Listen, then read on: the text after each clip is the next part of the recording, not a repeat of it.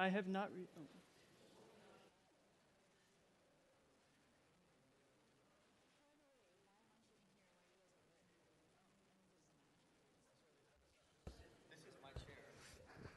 Oh, because Jane's supposed to be.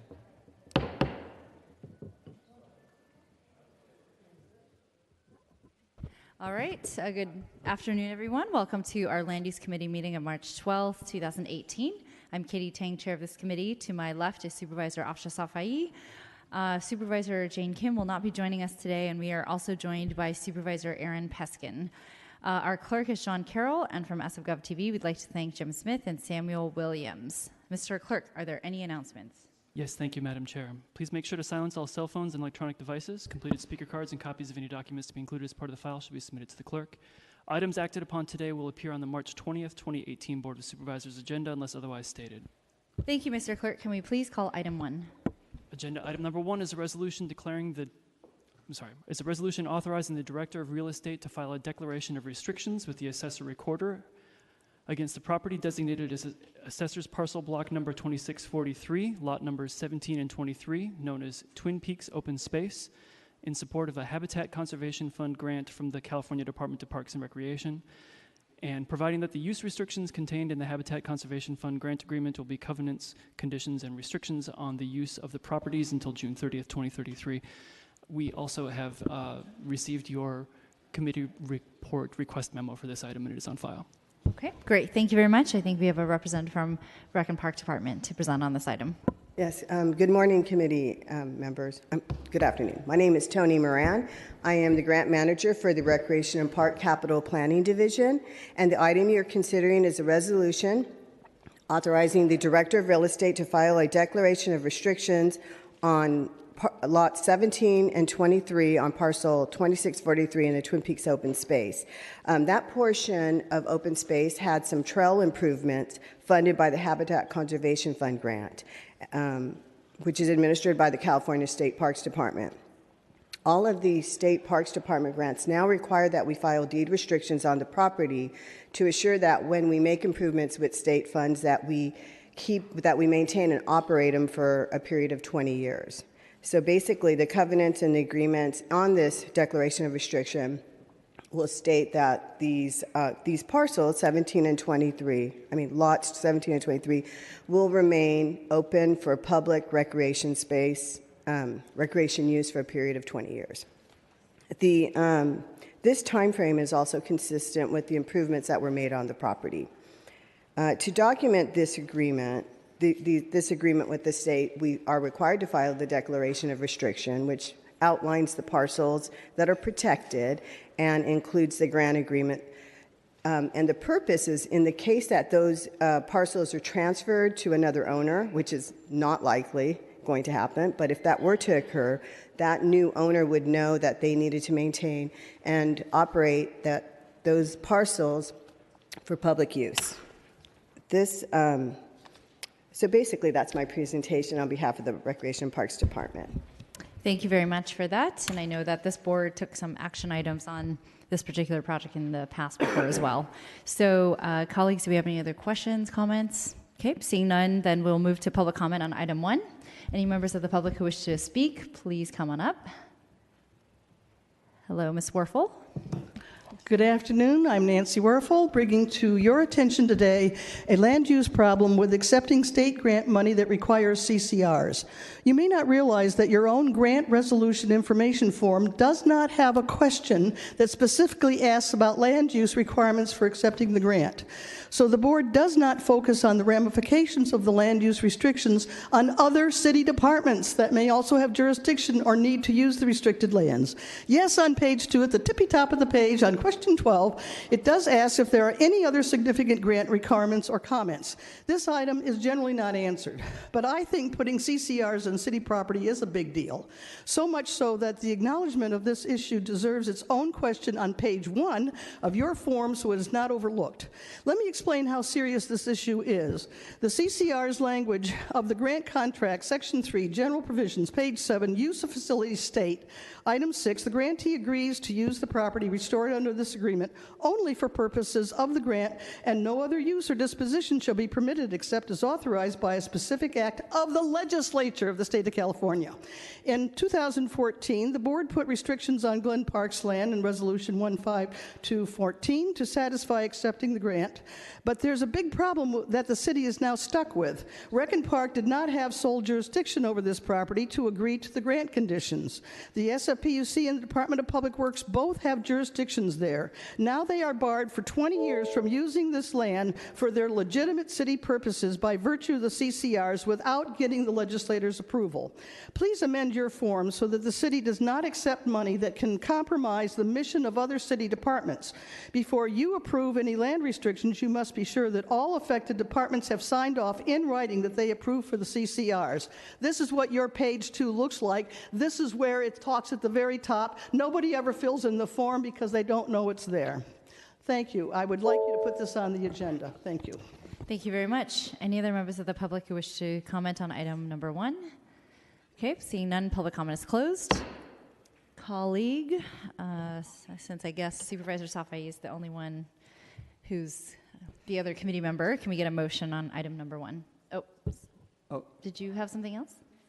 Oh. Supervisor Safai, can we get a motion? Oh, yeah, motion to approve.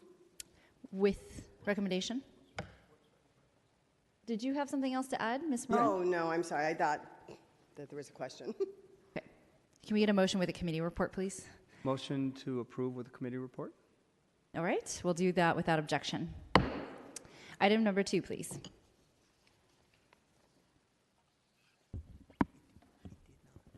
Agenda item number 2 is a resolution opposing California State Senate Bill 827, authored by Senator Scott Wiener, which would significantly limit San Francisco's local ability to recapture critical public value of development projects citywide and override local planning processes. Thank you. And the sponsor of this resolution is here today, Supervisor Peskin. Thank you, Madam Chair, Supervisor Safai, to the individuals who've come down here today. They say that all politics is local politics, and that in San Francisco, all local politics are about land use because of the constraints of this 7-by-7-mile city. This is a very, very important piece of legislation. Unlike other resolutions that or other state bills that we take a position on that generally go to the adoption without committee reference calendar, I thought it was important to send this to committee so that we could all have a robust discussion. And I really wanted to create a space for a public discussion. I realize, and I am an unabashed opponent of the legislation as it's currently crafted, but I think it's important to create a space to have this dialogue and this debate, because this is a piece of state law that, while it may look on its surface is about zoning regulations in the state of California, if you look at it carefully, and I'll hold this up, disproportionately impacts one city and county, which is the city and county of San Francisco.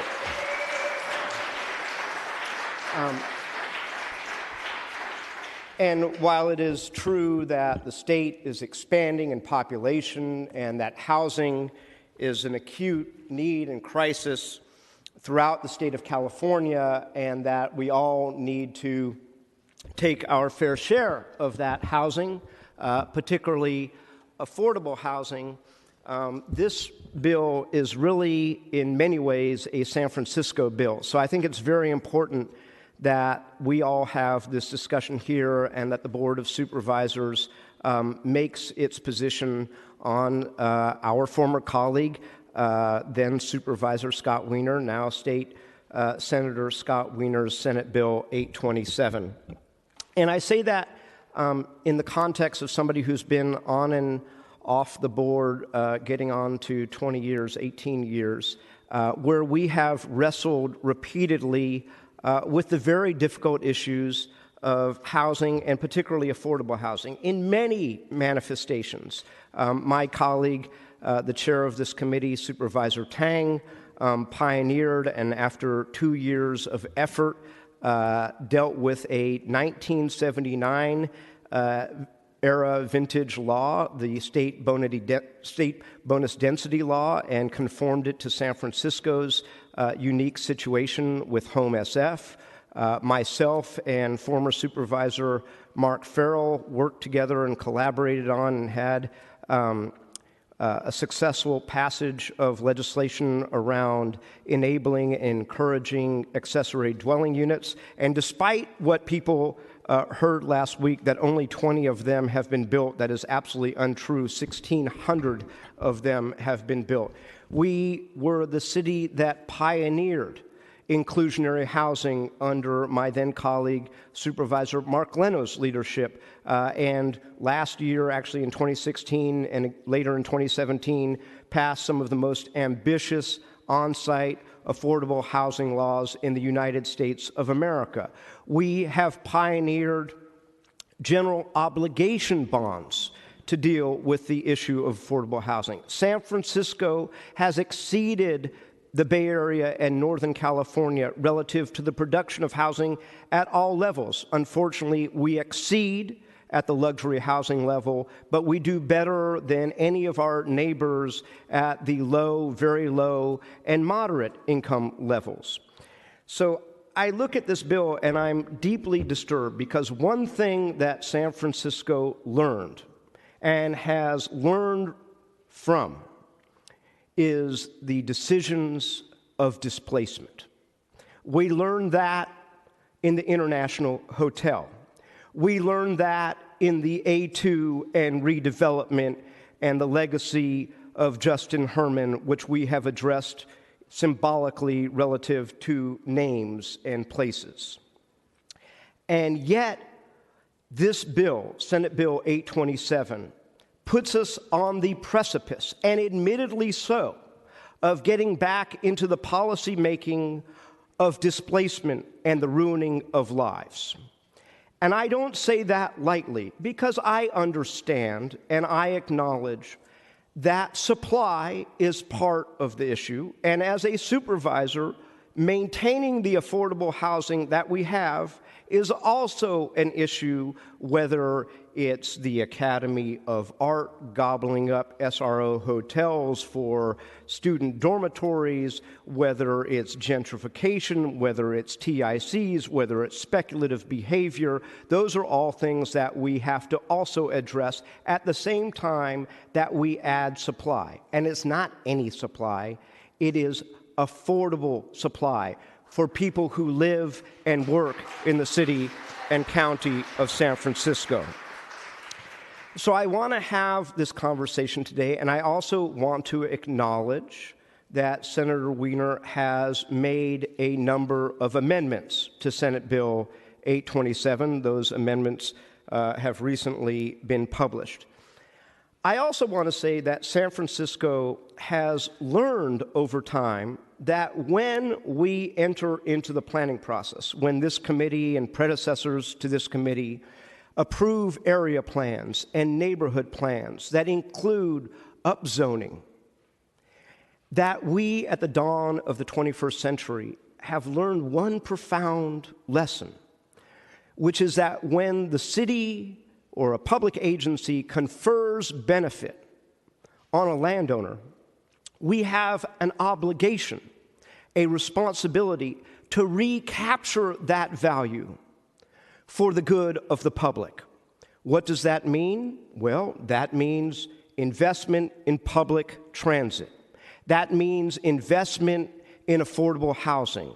That means investment in complete neighborhoods.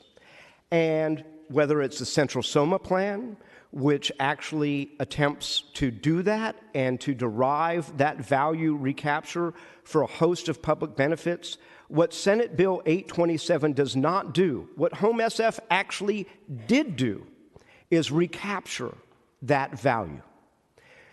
If we are going to use major transit hubs, then we are going to continue to burden our public transit infrastructure. Then, if we are taking a building that or a property that right now can be zoned up to 55 feet, and we almost double that zoning capacity. This is not a giveaway to developers. This is conferring massive value on property owners, and we must recapture that value.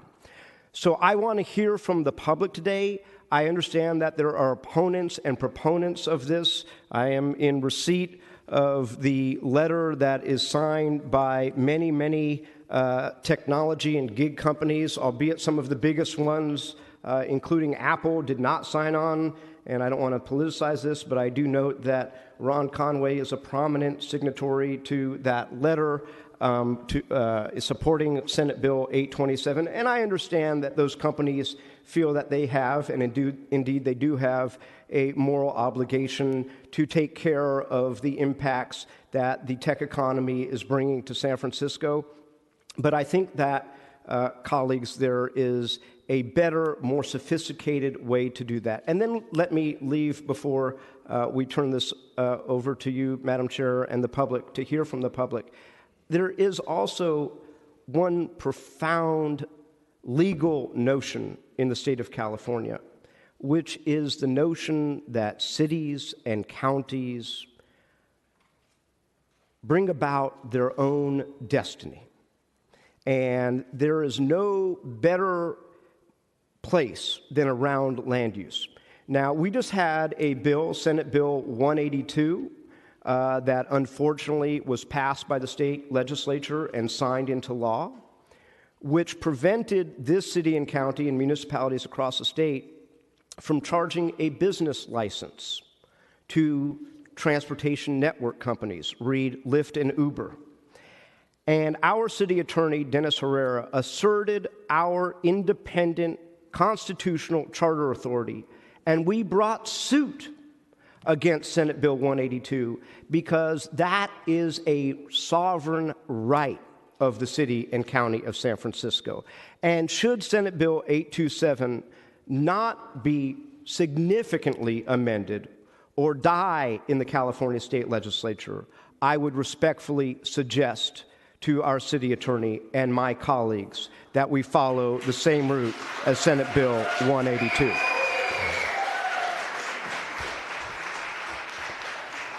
Thank you. I do Just have one as a other thing. reminder I do to have the audience. one sorry. other. I'm Quick sorry, Madam reminder Chair. to the audience to use your spirit fingers if you feel inclined to either express support or opposition. Thank you. I do have one other thing to say, and I have the honor to serve on the state of California's Coastal Commission, and I spent 3 days last week in Southern California at the Coastal Commission meeting, and was amazed that my colleagues, half of whom of that 12-member body hail from the southern portion of the state of California, pointed out to me that Senate Bill 827 disproportionately impacts lower-income communities and communities of color. As a matter of fact, one of my colleagues said, "This is urban renewal 2.0," and then she said to me, "How dare your senator rezone Compton, California?" And that I was not thinking about it in that lens, because I was thinking about it relative to 96% of San Francisco, but I also wanted to express that because it's not just about San Francisco. But when you look at the map that I just held up, if this is about having more suburban communities do their fair share, when you look down to San Mateo and Santa Clara counties, it is a thin little ribbon along the 101 corridor. This is not about density equity. This is actually a backdoor attempt to rezone San Francisco. And I say that as somebody who's very proud of a lot of the rezoning efforts, controversial though they may be, where we're building thousands of units of housing on the waterfront and at Bayview Hunters Point and soon at Treasure Island and at Mission Rock and at Pier 70. We're cranking it out. We're doing it. Supervisor Tang, as I said earlier, did Home SF. Former Supervisor Farrell and myself did accessory dwelling units. So it's not as though we have our heads buried in the sand. And with that, I hand it over to Chair Tang. Thank you, Supervisor Peskin. And I would say that there are many points in your comments that I actually do agree with, but I do also want to commend Senator Scott Wiener because on his time as a member of the Board of Supervisors, as well as thank you. I know that you are very riled up, but please listen to the rest of what I actually have to say. Okay, so on his time as a member of this Board of Supervisors, I know that Supervisor Wiener was a huge proponent of trying to create more affordable housing here in San Francisco, was a huge supporter of Home SF, which I had worked on and which Supervisor Peskin mentioned as well.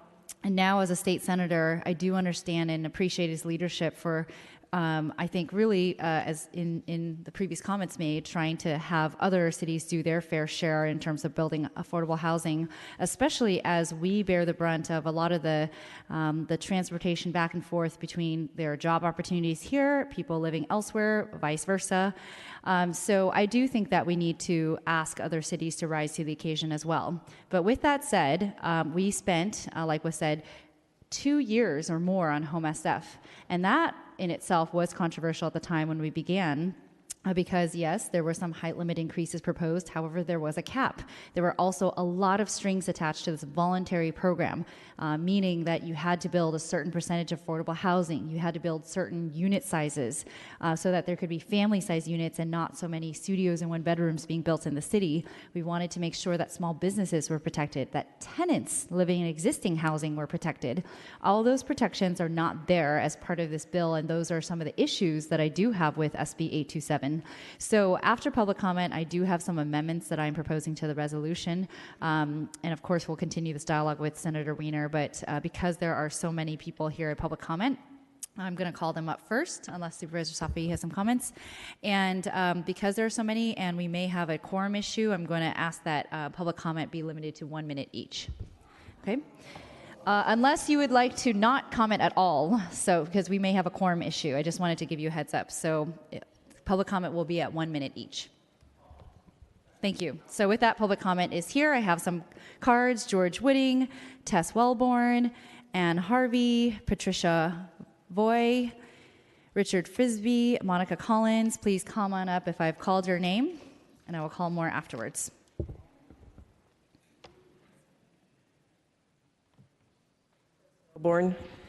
San Francisco is the second densest city in the nation. And this legislation proposed by Scott Wiener would penalize a few cities, not the suburbs, who encourage commercial and do not build housing. Both bills were developed by developers and speculators, and we need to, as a board of supervisors representing San Franciscans, oppose this, dump it, and start fresh. Marina Calhollow, Neighbors Emergence and PEDS oppose this for the following reasons. Number one, it's a ruse concerning housing. Number two, until you straighten out the issues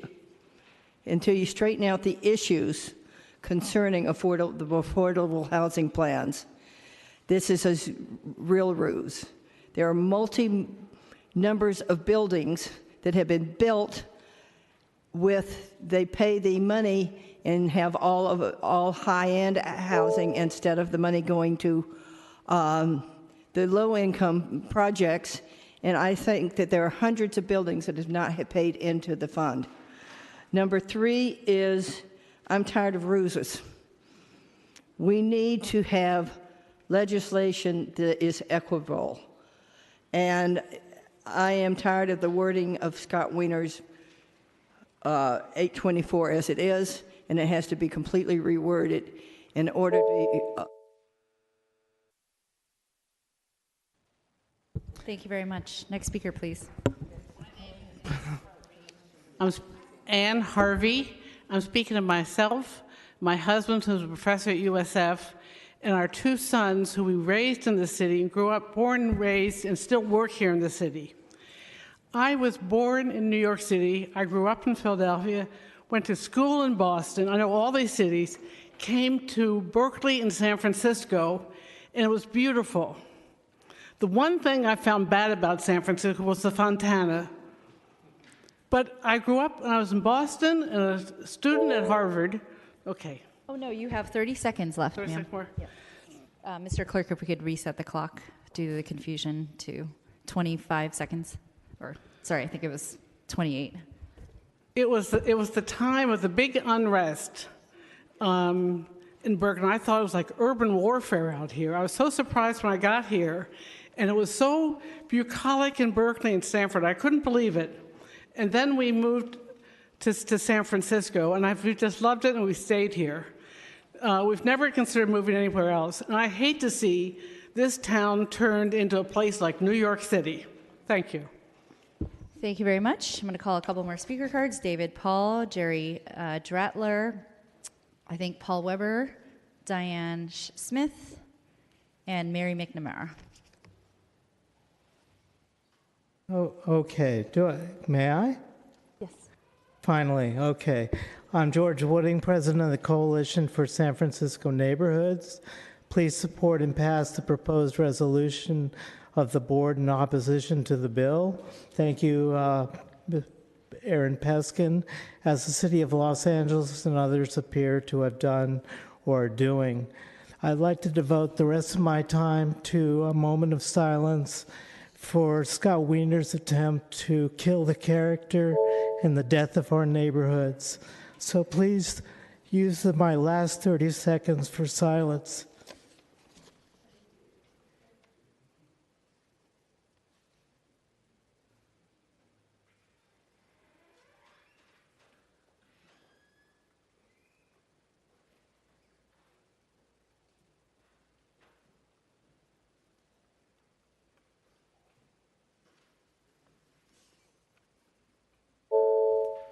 All right, thank you, Mr. Wooding. Next Thank speaker, you.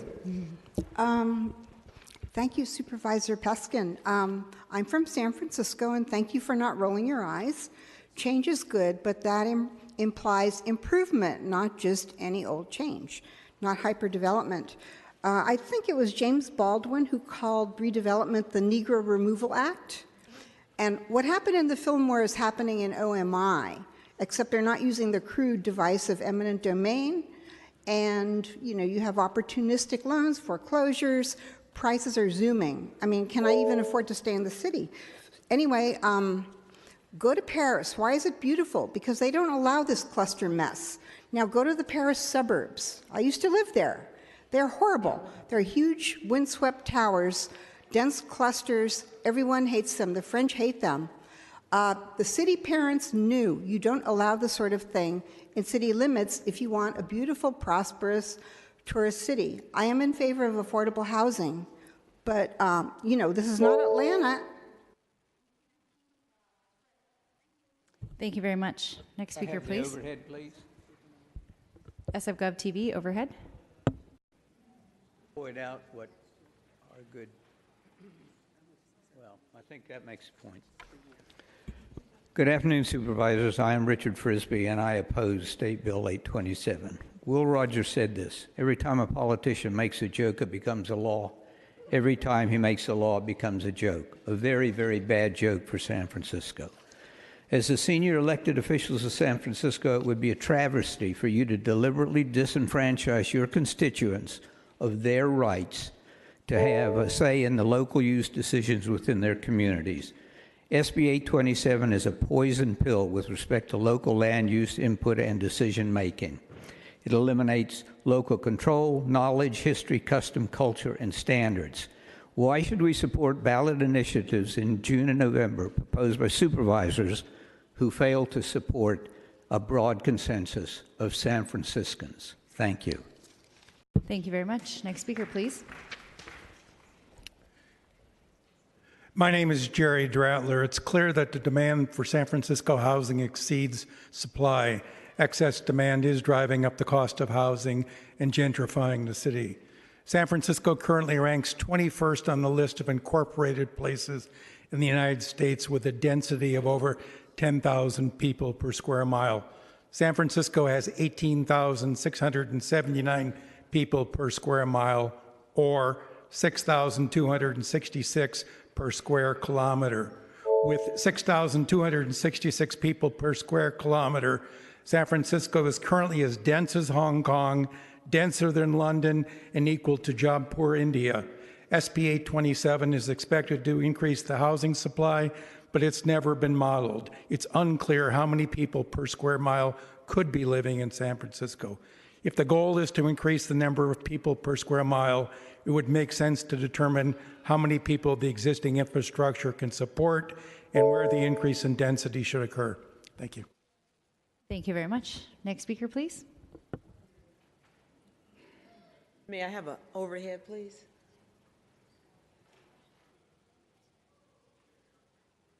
Okay, my name is Diane Wesley Smith. Aaron Peskin for mayor. I mean, you here today. This is such an important issue. I am a 65-year-old senior citizen, soon to be 66 this year. Scott Weiner, what happened to you? What happened to you? We're so disappointed. We believed in him. We elected him. We thought he was going to do good. My beloved native city of San Francisco is continuing to grow and expand within our meager 49 square miles. My point, I disagree totally with SB 827 and the wording to override local planning process. We will not be denied the democratic process. We're talking about, we have voted many times and said what we wanted. Now we have height limits. We have the same issues again. So now they want to change our laws. We cannot have this. Ms. Tang, Supervisor Tang, I'm very encouraged by what you said about the revisions, because this is broken. It needs to be fixed. Thank you very much. Next speaker, please. Hello, my name is David Paul. I wanted to clarify, we're not voting on SB 8 Weiner's bill, we're voting on Peskin's resolution to allow San Francisco to have a say. And I think the main point we really should concentrate on is the basic principle of democracy, self-determination for our communities, and not fall into the trend that's happening nationwide if people really look, not just from the Trump administration, but in general, that privatize everything, privatize the roads, privatize our Social Security, privatize the parks, and not allow people to sue large corporations, let polluters pollute, and we don't have a say. And if you go ahead with this bill in Sacramento, you are falling into that trap of giving up our rights. And I expect the Planning Commission and the supervisors to respect the rights of the citizens of. Thank you very much. Next speaker, please. My name is Mary McNamara, and I live in the outer Sunset, and I want to address the floor area ratios in this bill. I live in a typical Sunset District house. The floor area ratio is 0.36. Under this bill, it looks like it would be 3.5 or 4.5, or an FA, it would allow for 10,500 square feet. That's a 1,000% increase in density at 13,500 square feet on my little tiny lot. We really need to also think about the profound demolition that could occur. Also, it's very unclear how the Housing Accountability Act works in conjunction with this bill. And last but not least, the city of San Francisco upzoned 100,000 units in the 1990s, and thus repairing the damage of the downzoning from the 60s and 70s and 80s. Thank you very much. Thank you very much. And I'm going to call some more speaker cards here. Bruce Bowen, Rose Hilson, Janona Jonas, Alicia Berberich, Rita Agnes. Please come on up.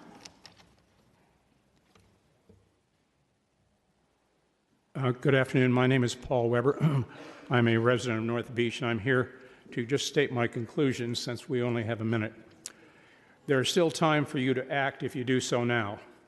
So I urge you to recommend that the board approve the resolution opposing 827, cause the city to deploy lobbyists and other representatives to seek the support of state legislatures in opposing 827, and finally cause the city to seek a judicial determination that there's not a compelling state interest in the need for market rate housing, so as to provide developer bonuses, therefore, with no inclusionary housing in return, which the bill does, in a landlocked city such as San Francisco, to warrant wrenching away what is normally an exclusive municipal affair. And thank you for the 1 minute. I appreciate your time. Thank you very much. Next speaker, please. Hi, my name is Adrienne Suffin. I am a resident of the Lower Haight. Please oppose SP Senate Bill 827. It's simply not what the citizens of San Francisco want or need. Thank you very much. Next speaker, please. Thank you. Supervisors, we need your help. We need your help to protect us against SB 827. The bill is bad for California, but it is worse for San Francisco. Not only will it inflate the value of our already overpriced real estate, it does not in any way reflect the realities of San Francisco's transit problems, traffic patterns, infrastructure, or topography. The bill is based upon many bad assumptions, just like trickle-down economics is.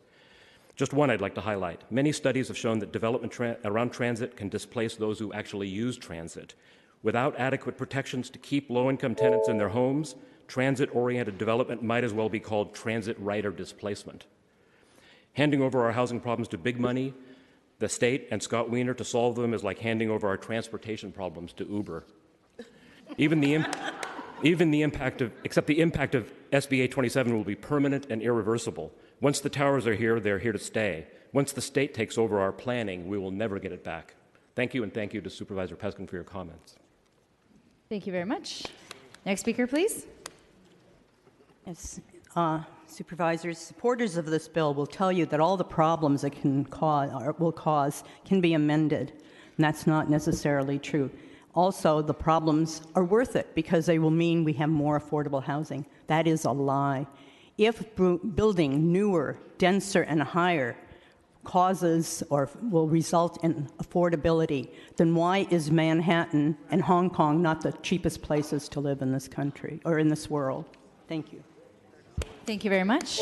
And I'm going to call a couple more speaker cards. Ann Boswell, Chris Bigelow, Krista Cotto, I think Ashley Wessinger, Greg, I apologize, I can't read some of this handwriting here, but Greg McHugh. Hi, my name is Alicia Berberich, and one of the most positive aspects of San Francisco, besides the bridge, are all of our charming neighborhoods. And this initiative is threatening to destroy those neighborhoods, just as that picture showed with the sore thumb sticking up like we have with the Fontanas and a few other special buildings in San Francisco. I really feel that it's necessary for us to maintain control of our own initiatives, of our own building things that are happening here. Centralizing this is simply un-American, and it's usurping the power that is exactly the opposite of what the Founding Fathers wanted to provide and protect. Thank you. Thank you very much. Next speaker, please. Hello. I'm ill-prepared because I only found out about this last night, which is too bad because this room wouldn't hold all the people if they knew what was going on. So I'll speak from my heart. I was born here, and I can smell money and corruption. Simply. Real estate developers, low interest rates. And of course, they buy the rivers and everything the other fellow said. We need to keep control of our land. I think you should think about when you meet your maker if you pass this. Thank you. Thank you very much. Next speaker, please. Overhead, please. YIMBY authored SB 827 is an arbitrary upzoning scheme relying on street widths and other factors for huge height and density increases that circumvent proper and legislated local review under San Francisco's general plan, imparts bonus land value increases, and creates real estate pricing unattainable by the majority without guaranteeing any housing cost reduction at the expense of neighborhood livability in San Francisco. Trump-like SB 827 kills local control. SB 827 doesn't do all these bullet points that I have displayed on here.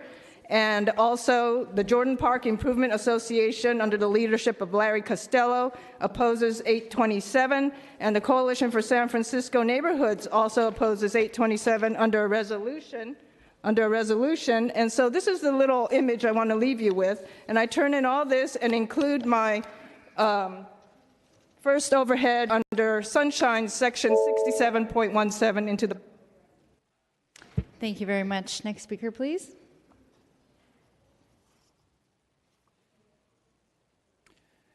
Good afternoon, supervisors. My name is Chris Bigelow, and I live in the Russian Hill neighborhood.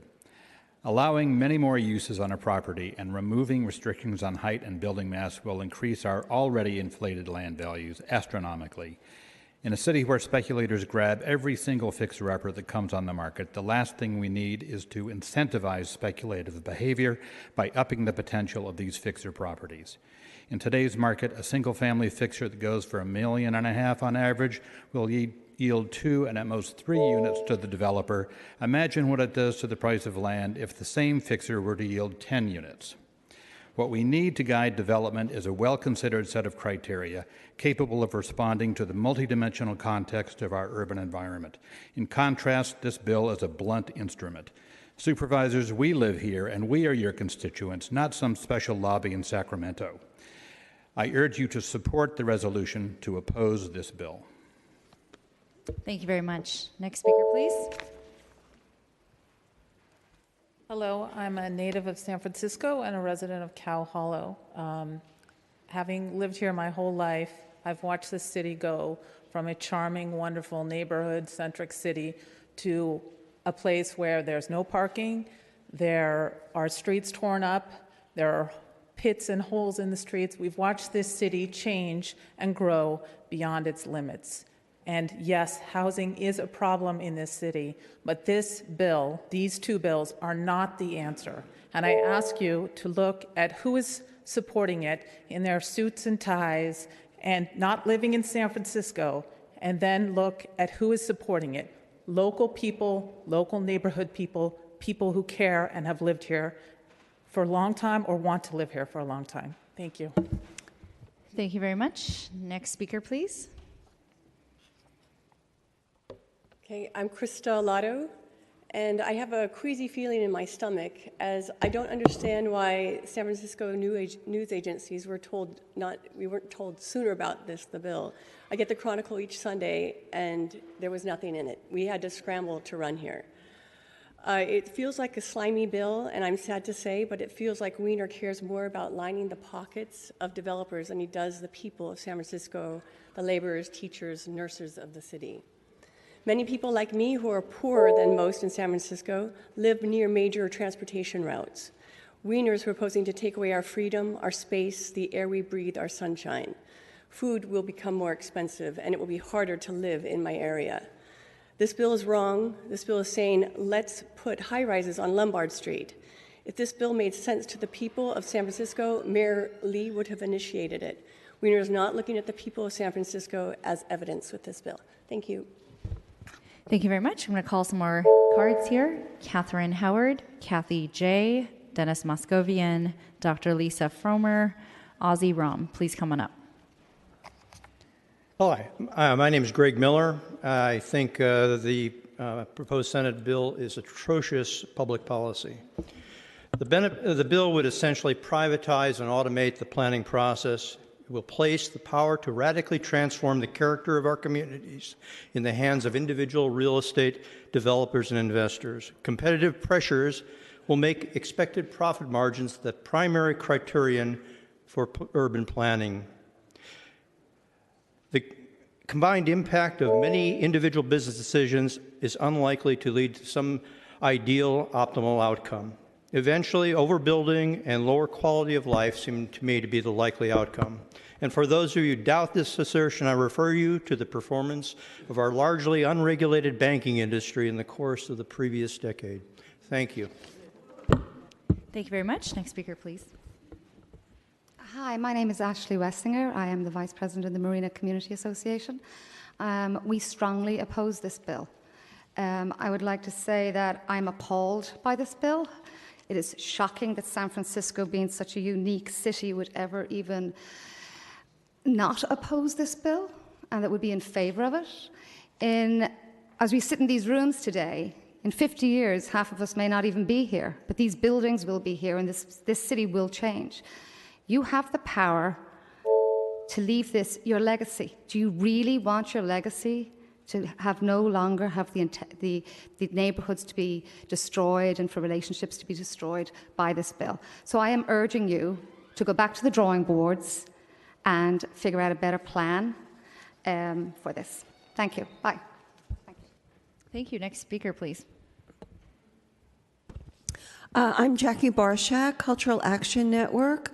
So this Build, Baby, Build solution to California's housing woes is not working. And not only that, those who provide the solution are blaming you for those woes, claiming that you are resistant to new residential development. So Scott Wiener believes that the state should govern housing the way it governs education. Our planning department can set policy, but the state sets the ground rules. Now, where does that leave local control? SB 827 goes beyond slash and burn territory.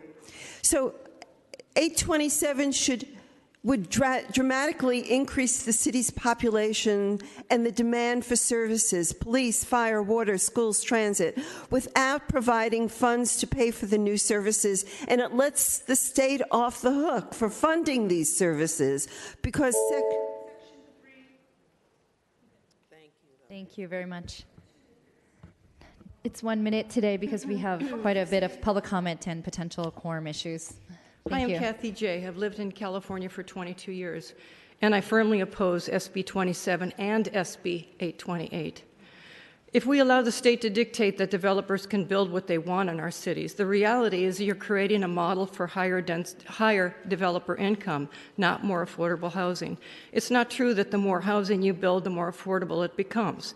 As others have mentioned, look at Hong Kong, where housing is 18 times over the median income and is the most crowded city in the world at a density of 67,000 per square mile. And rental apartment is $3,500 a month, compared to San Francisco as of 2016 was $18,000 per square mile.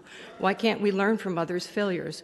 I'm asking you to reject this irresponsible legislation. It's not sound legislation and has no basis in reality, no matter how you amend it. This will only increase economic and cultural unrest statewide by upending every local plan that now contributes to the housing allocation requirements. Thank you.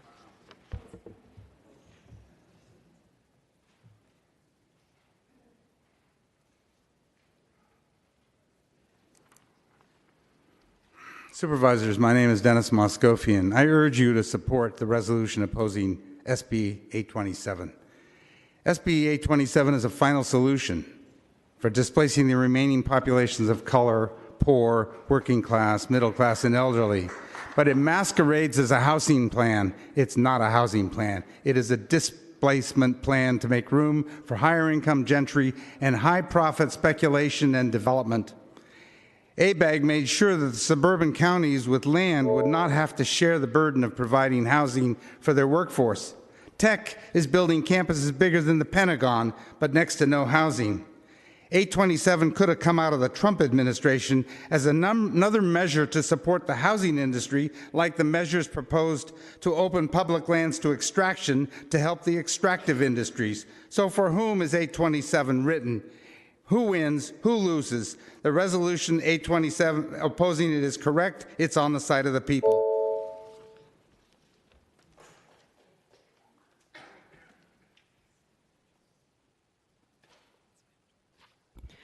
Catherine Howard, Sierra Club. The Sierra Club opposes SB 827. SB 827 interacts with SB 35 to preclude public health and environmental protections and review under CEQA, the California Environmental Quality Act.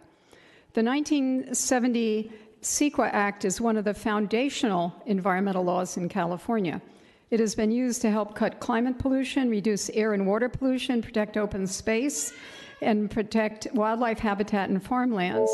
It also ensures that environmental justice and equity are part of the decision-making process and gives all Californians the opportunity to know what is planned in their communities. Certainly, in the current political climate, we should be supporting as much environmental protection in California as we can, and as part of that, we should be supporting CEQA. Please oppose SB 827. Thank you. Thank you. I'm going to call up some more cards here. Jim Morrell, Lori Brooke, Kitty Lynch, Libby Benedict, Brian Pritchard. Please come on up.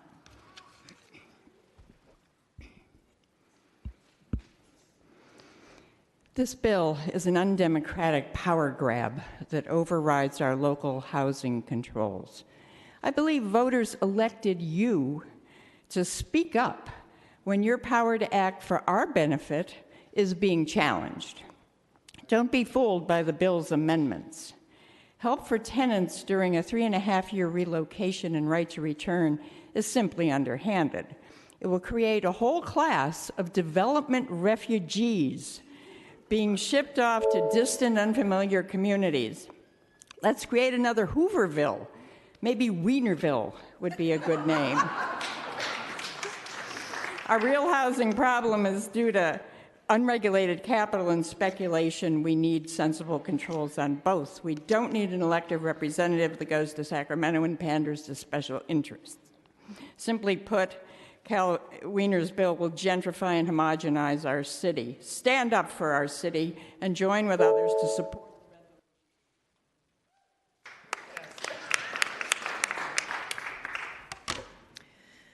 Ozzie Rome with No Neighborhood Council. SB 827 is a shameless land grab engineered by special interests who won't stop at anything short of selling the entire city to speculators. We keep hearing we need more homes, but why isn't anyone talking about the 30,000 new homes for which the city has already issued permits? Why is it that we let developers sit on issued permits if we have a housing crisis?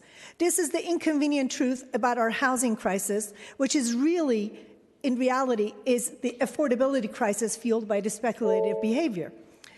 If Senator Wiener was concerned about our housing crisis, he would have proposed anti-speculation measure similar to what Vancouver has introduced. On December 21st, when the Planning Commission held an informational hearing on the Excelsior and Outer Mission neighborhood strategy, one person after another stood up to tell the Commission about their concerns about eviction and upzoning of the Mission. Supervisor Safai, what would you tell these people when they find out that it's not just the Mission Street corridor, but SB 8... Thank you very much. Next speaker, please. Good afternoon, supervisors. My name is Jim Morrell. I'm a 43-year resident. I've been a resident in San Francisco 43 years, and so I see that there's really quite a housing crisis here. But still, I'm opposed to SB 827 for several reasons. Here's one. The bill does nothing to curb the rampant speculation that's fueling the housing crisis. And part of the problem here is the large amount of real estate investment by overseas investors, which seriously drive up the real estate prices. So I'm saying, why not follow the example of Vancouver, Canada, which is tackling the same problem with special taxing on non-resident owned properties and rental income.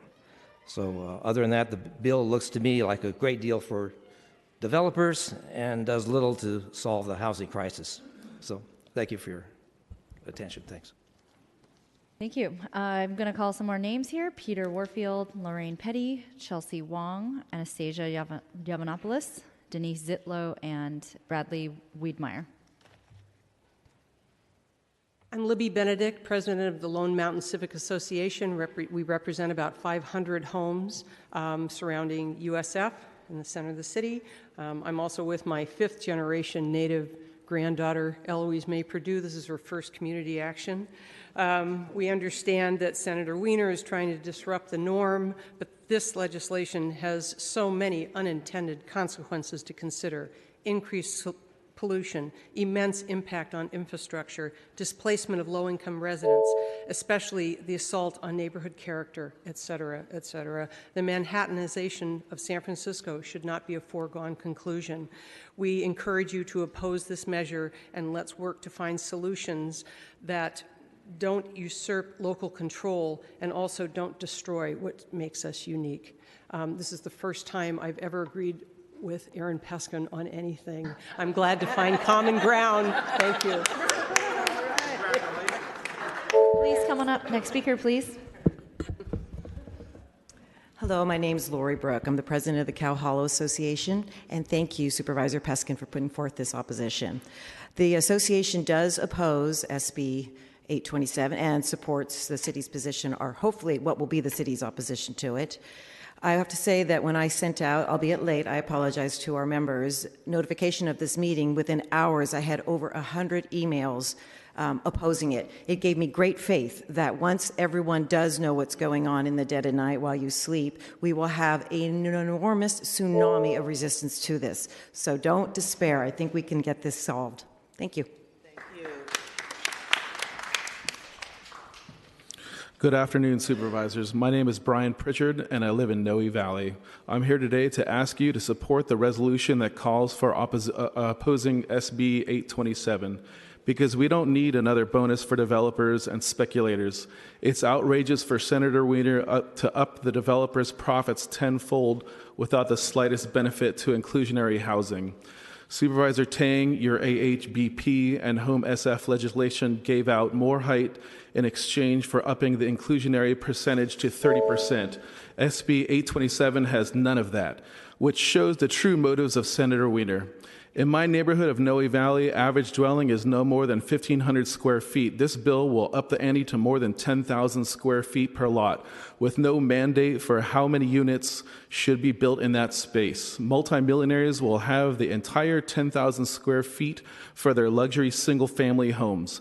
Meanwhile, there will be more evictions, Ellis acting, and buyouts for tenants that make up 54% of households in my Thank you very much. Next speaker, please. Good afternoon. My name is Kitty Lynch, and years ago, someone told me that there was a plan in the city to build high-rises along Lincoln from 7th down to the beach. And I think that person had been channeling Scott Wiener. The city is already, this is my opinion, ruined in a way. Because the prices of homes and rents are so high, it restricts the population to rich people, and it's not very culturally colorful. This bill would kill any cultural flavor in the city that it has left. It makes me glad I'm old, and I won't be living here that long. My house will probably be demolished because it is on a popular transit line, and it's across from Golden Gate Park. Thank you. Good afternoon, Supervisor Tang and Supervisor Peskin. My name is Bradley Wiedmeyer. I support this resolution asking for us to oppose Senate Bill 827. It's bad policy. Look, if we want to see the state take over transportation network companies, the TNCs, how well is that working for us? Have we been getting across town a lot faster? I don't think so. We know best how to govern our own planning process. 827 will severely limit our ability for planning processes. And frankly, there are other ways that we can expand housing. We are in a crisis, but this is bad policy, this is bad civics, and this is bad democracy. And frankly, I'm a little bit disappointed in Scott Wiener pushing this through. It does have the appearance of some balances, but when you look, you could see that this is not going to solve.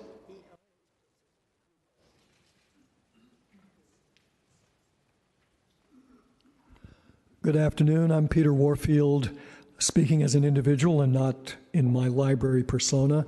I am a longtime resident of San Francisco and strongly oppose Senate Bill 827 and 828, and want to thank the supervisors and Supervisor Peskin in particular for bringing this opposition forward. Basically, I can say that I agree with pretty much everything that has been said by the supervisor and by the public. It cuts self-determination. Please go ahead and stop Scott Wiener's war on San Francisco. Thank you. Thank you. I'm going to call up some more name cards here. Renee Curran, Lori Liederman, Dennis Antonore, Nancy Werfel, who I saw already. I have two of your cards, Nancy. Jennifer Fieber and Tony Kelly.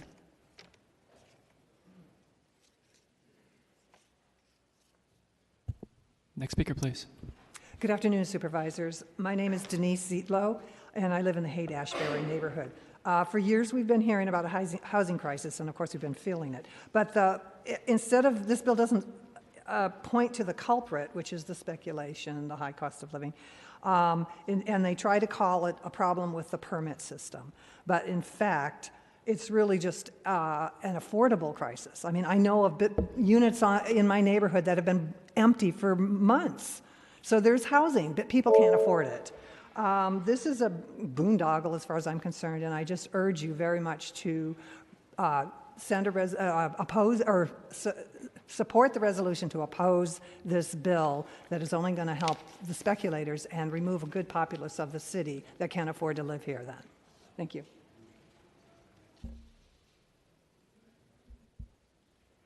I'm Lorraine Petty, a voter for 50 years, District 5. I support item 2. I vehemently oppose SB 827 along with SB 828. I believe together those two Senate bills would establish a state housing dictatorship of profit-taking. Just as the federal government is trying to dictate to San Francisco how we accommodate our immigrants, SB 827 and 828 attempt to let the state dictate how we accommodate the needs of our residents. I believe it should not be amended. It should just be thrown out altogether. I think you can put pink ribbons around a hydrogen bomb, but it still will blow San Francisco to bits. Thank you. I know everyone's very spirited about this, but I just have to remind everyone that there's no applause or booing or shouting or screaming in this chamber. Just use your spirit fingers, please. Thank you. Good day, supervisors. I urge you to support this ordinance to oppose SB 828. The San Francisco Planning Department put it this way: the bill provides potentially huge additional value to property owners throughout the state without concurrent value capture. This bill wouldn't allow our local planning to take place concurrently or give a path for necessary studies and implement programs to capture appropriate level of the increased value for public benefits and impact mitigation at the same time as the intensified zoning is implemented. SB 827 is a speculator's dream and a tenant's nightmare.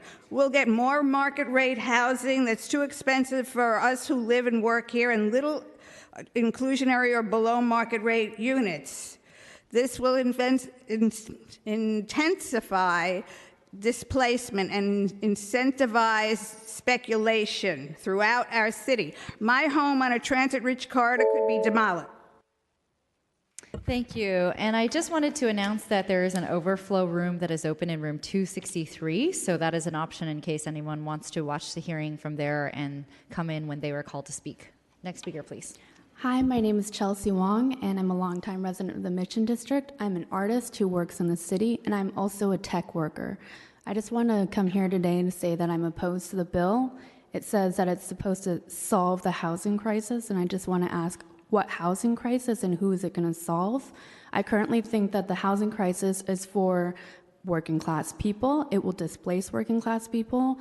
There are currently on Craigslist 193 units of one-bedroom apartments in the Mission District, the first of which is $6,250 a month. The cheapest studio in the Mission District right now is $2,095 a month. I am a renter, and I'm one of the people that if I were to be evicted, there is no way that I would be able to afford a market rate house. Thank you.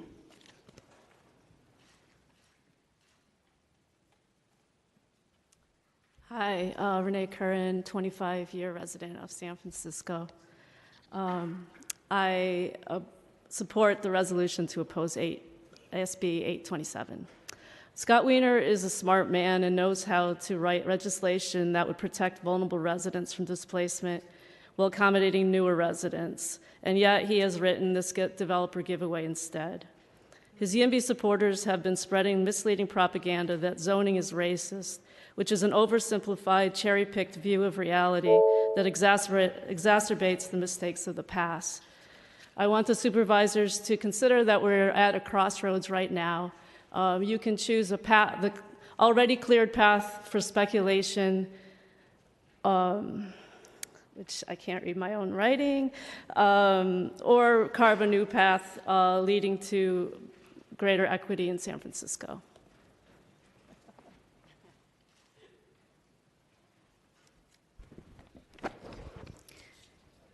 Good afternoon, Lori Lederman from the Inner Sunset. Please support this resolution opposing SB 827.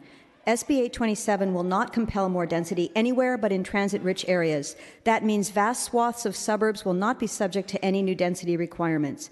Conversely, San Francisco has a target on its entire map for wholesale citywide rezoning with total disregard for decades of planning department work to accommodate growth within a framework that values historical resources, green space, walkable neighborhoods, and preserving small businesses. SB 827 by design eliminates all community input and the role of planning. It so favors unrestrained development as to silence all other voices. It eviscerates CEQA's role, disproving any alleged concern for the environment, and it fosters an accelerated feeding frenzy of speculators, further driving up land costs, thereby undermining affordable housing. The amendments offered by Wiener, ostensibly to protect current tenants from displacement due to this measure, are as telling as they are disingenuous. On their face, they acknowledge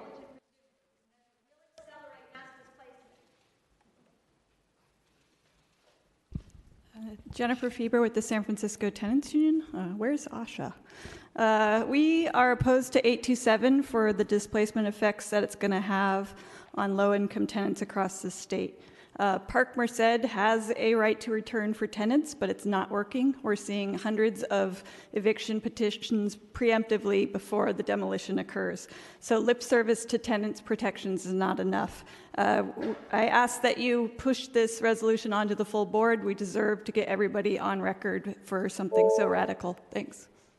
Thank you. I'm going to call some more name cards here. Peter Cohen, Rich Shreve, Peter Papadopoulos, Marilyn Murillo, James Park, Hans Colby, Leslie Dreyer, Robert Fruchtman, Karen Kai, and Michael Sizemore. Please come on up. Supervisors Dennis, Antonori. In terms of the affordability crisis, SB 827 actually is self-defeating. According to a study by the firm of Kaiser Marston commissioned by the city, market rate housing creates a demand for additional affordable housing. And so, and that may be up to about 30% according to that study. So even with our inclusionary zoning requirements in place, we are not gaining ground on the affordability crisis. In fact, it's getting worse. So for every market rate housing development, we have a greater problem with affordability. So contrary to trickle-down economics, more market rate housing means a worse problem for our affordability issue. Thank you.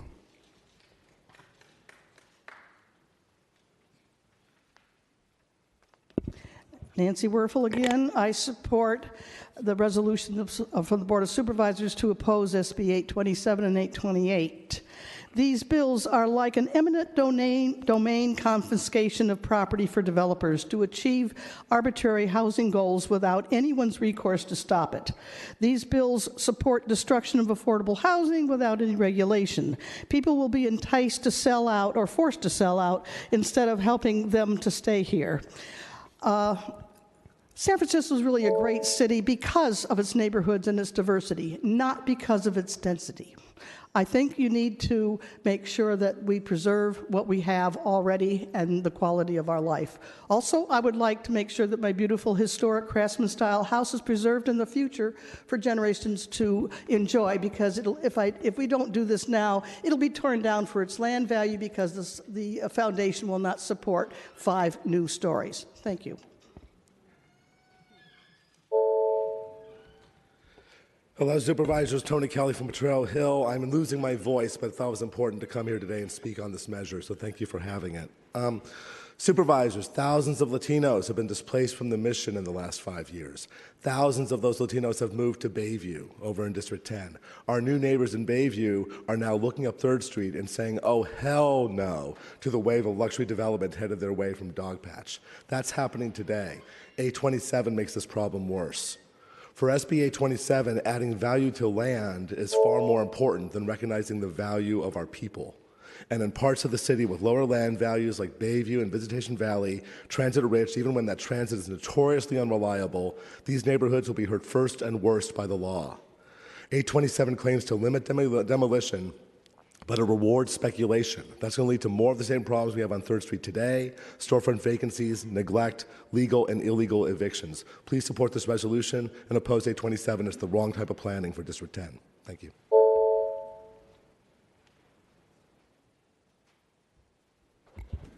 Good afternoon, Madam Chair Tang, Supervisor Peskin, Supervisor Safai, pardon me. My name is Marilyn Merlo, and I live in North Beach. I urge support resolution opposing SB 827. SB 827, combined with President Trump's opportunity zones, will further displace low-income residents seeking affordable housing because developers could defer or eliminate their federal capital gains taxes on any projects in opportunity zones in San Francisco. Those include Chinatown, Soma, and Mid-Market Tenderloin. What this means is developers will receive large tax incentives to build luxury housing in Soma and Chinatown and Mid-Market Tenderloin neighborhoods, further gentrifying those neighborhoods and harming our most vulnerable residents that need affordable housing. I urge you to support the resolution opposing SB 827, and I would ask that we work with Senator Wiener to modify his bill to incorporate these concerns. Thank you.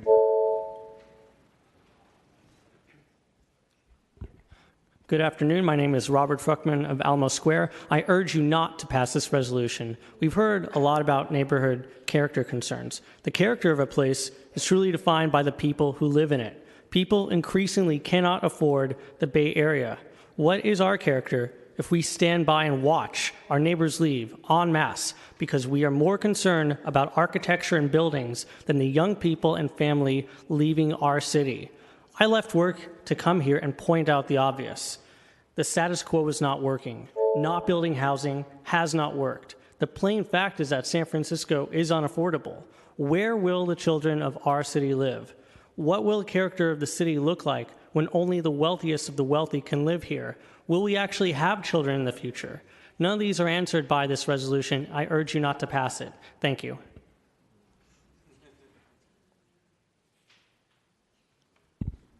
Hi, my name is Hans Colby. I'm the chairperson of the Dolores Park Ambassadors Association. I urge you to stop the resolution that Senator Wiener has put forward. That we even need to discuss it in the committee first is astonishing. I have 3 points to make, and I hope I can make them in 1 minute. One is, this is a proposal that changes San Francisco for generations. We have a responsibility towards future generations to preserve San Francisco. We don't own it. We're the caretakers of the land. We don't own property. The property will be here for hundreds of years, and the hills have been here, and people have tried to raise them before, and the earthquake has stopped that, or money has stopped it. We need to stop that these hills and this city gets destroyed. The second one is a fundamental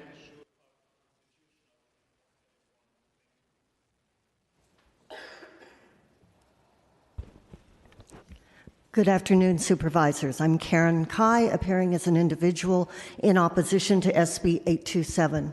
I've been working for over a decade now to preserve Japantown, and one of the products of that effort has been the JCHES, Japantown Cultural Heritage and Economic Sustainability Strategy. This document has been adopted by the Planning Department and the Board of Supervisors as a model that will help our neighborhoods continue to be able to accommodate growth while preserving our cultural and economic growth. This legislation will undo that, will override it. Please oppose it in any way you can. I'm a D8 resident. I've seen what follows, Supervisor Wiener, and it is not going to help our neighborhoods. Thank you.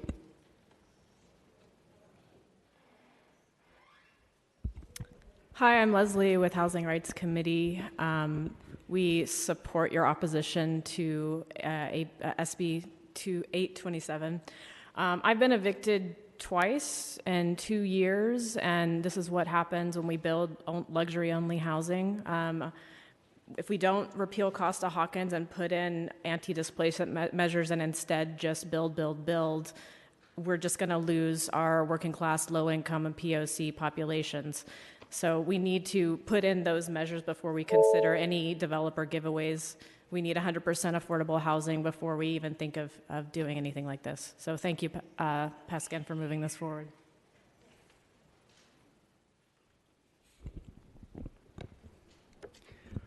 Hi, I'm Peter Papadopoulos with the Mission Economic Development Agency, and I'm here to speak in support of this resolution to oppose SB 827.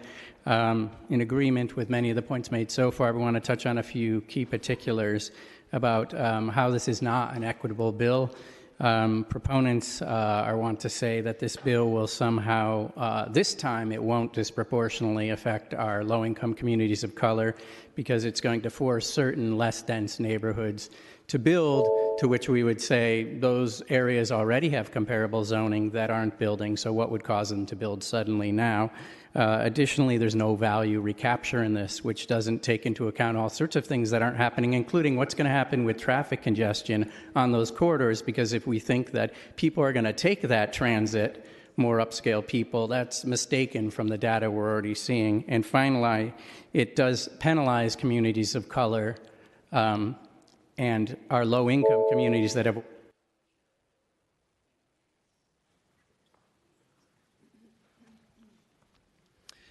Good afternoon, Supervisors. Peter Cohen, Council of Community Housing Organizations. There's a lot of enthusiasm in this chamber for transit-oriented development, and unequivocally, affordable housing developers and affordable housing advocates have long been supporting transit-oriented development. That's actually how our housing works best. And the studies are very clear about the environmental and social benefits of TOD. So that's not a trial here. The question I think you're hearing is, how does transit-oriented development get planned and facilitated? Is that a state function or is it local? I would argue that San Francisco has been a leader for years, if not decades, in very smart and very creative upzoning and value capture, whether it's Rincon Hill, Market Octavia, Eastern Neighborhoods, Home SF, Supervisor Tang, which got through unanimously. We know the examples. The Planning Department memo makes that clear. And other thing is, ironically, this may actually make it harder to get affordable housing sites because of the competition for sites. So I'd ask you to look at that particular issue and go slowly, please. Thanks. I'm going to call up some more speaker cards here. John Barbie, Mari Eliza, John L. Cooper, Stephen Buss, Corey Smith, Laura Clark, and Norma Guzman. Good afternoon, Supervisors, and particularly Katie. I voted for you, and I'm asking you to please vote for San Francisco and oppose Senate Bill SB 827. I'll cut to the chase. It's not a housing bill. It's a real estate industry gift. Neighborhoods, small businesses will be driven out by high-rise rents, and national chains will win. 96% of the city can and will be laid waste, destroying our neighborhood character, the reasons that tourists come here. We're facing an infrastructure rate increase by the SFPUC of 40% over the next 5 years to maintain, not to accommodate the growth anticipated in 827. With 143,000 units in the pipeline, why do we need this bludgeon to this only compliant city in California to our RHNA objectives? Please oppose SB 827. My children are the 6th generation in California. I'd prefer they have a place to live.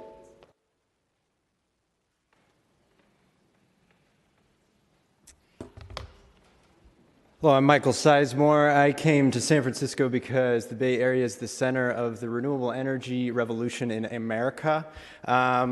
People who agree that density is better for the environment, the Department of Earth System Science at the University of California, Irvine, California Center for Population Research, UCLA, Yale School of Forestry, Energy Resources Group, and University of Environmental Law School, California, Berkeley, Sierra Club, Urban Land Institute.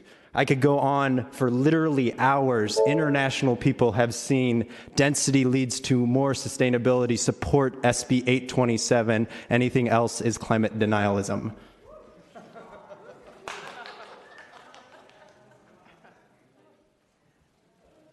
Blah, blah, blah. I've been to several hearings over the years through different departments, and the thing that really strikes me is this is San Francisco coming out. This is the Mission. This is Hunters Point. This is Noe Valley. This is Cal Hollow. I mean, these are San Franciscans that are really coming out to support this. This is a terrible, terrible bill, and it's going to KO us. You have to oppose it. But one thing I'd like to say is, if San Francisco was a woman, I'd call Scott Wiener a misogynist. Thank you.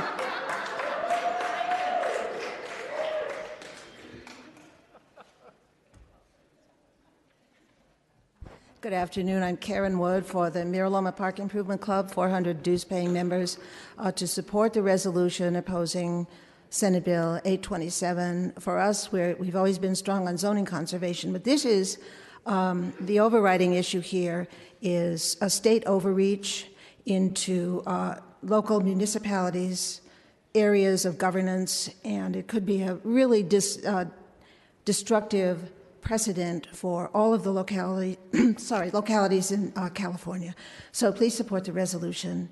Thanks very much. I turn this in somewhere? Yes, you may. I've been calling up people who have already turned in speaker cards. I'm going to call up some more. Basil Aisha, Tom Hirschfield, Dennis Richards, Sarah Sherburne Zimmer, Connor Ryan. Please come on up. Good afternoon, Mary Eliza here. I want to thank the two supervisors who are still listening to the public. I want to thank Aaron Peskin for bringing this forward. We do support the opposition to this SB 827, and as some people are mentioning, the cousin 828, which is coming up alongside of it. There's a lot that could be said here. I just want to deal with the fact that there's no effort to stop speculative behavior, which is causing the housing crisis and particularly the affordability crisis. So I believe that if the state wants to take on any powers from the cities, they should do it by dealing with the real problem, which is the speculative behavior, which is what's increasing the value of the land. I'm going to write a much more detailed letter. I have a very short one here I'm going to hand in some copies of, which for the supervisors who haven't gotten it yet. And please support Peskin's resolution. Thank you. Hello, I'm John Barbie. I wanted to commend this resolution to oppose Senate Bill 827. I do think it's an attempt to rezone San Francisco, and I think it would incentivize speculative behavior. And as a founder of Liberty Hill Historic District 32 years ago, I would like to emphasize the impact this would have on historic structures, many of which are located along these transit corridors. We're an old city, and these are old transit corridors. The impact, the pressure it would put on old buildings would be unbelievable.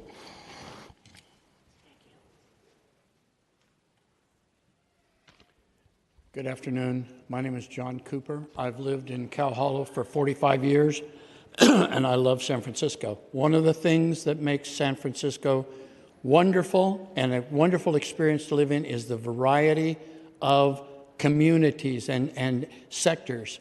And this bill, in my opinion, will kill it. This is one size fits all. It's the state legislating zoning and planning for the city, and that's based on the assumption that the same zoning and planning concepts apply for Ukiah, that would apply for Santa Barbara, that would apply for San Francisco. I believe that this bill will increase density in San Francisco, will increase prices in San Francisco, and will decrease the participation by citizens in San Francisco of zoning and planning. I have been before the Planning Commission, and I am very much aware that these talented people take into consideration the unique elements of the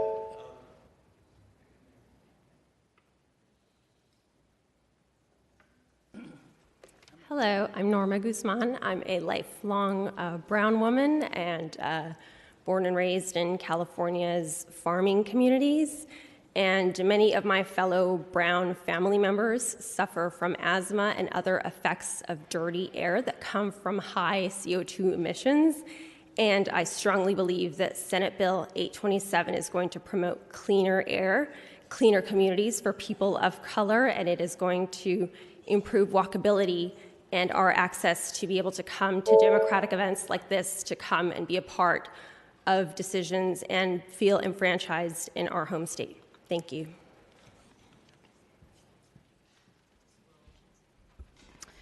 Hi, Laura Clark, the Executive Director of YIMBY Action, a pro-housing organization with over 1,200 members. We launched membership about a year ago, and we're growing really fast. And we're growing fast because people are desperate and because the policies that have been outlined as being so wonderful for affordability are so obviously failing. We are failing to make San Francisco affordable for the middle class, for low-income people, for everyone. This bill offers the opportunity to create a genuinely dense, vibrant, affordable city for so many more people. And I have heard a lot of things here tonight about how people are worried about how many more people would join their community. And with strong tenants protections that have been added into this bill, we are seeing an amazing opportunity here to add a lot more people to our communities, and people who don't want to see new people joining their. Thank you. And to the audience, please respect each other. We might have different opinions, but when you are speaking, I'm also going to tell everyone to respect when you're speaking. So let's stop the hissing, and you can use your spirit fingers if you'd like. Thank you. Hello, my name is Tom Hirschfeld, and I live in District 8, and I've lived in San Francisco for about 5 years. The Central SOMA plan that the planning department is probably going to put into law is going to add 50,000 jobs to the Central SOMA district in the city, and that's the equivalent of adding an Amazon HQ2 worth of workers with essentially no additional housing, or a marginal amount of additional housing. We need the housing. SB 827 is the answer to the Central SOMA plan for San Francisco. That's why I support SB 827 and why I oppose the resolution to oppose SB 827. Thank you.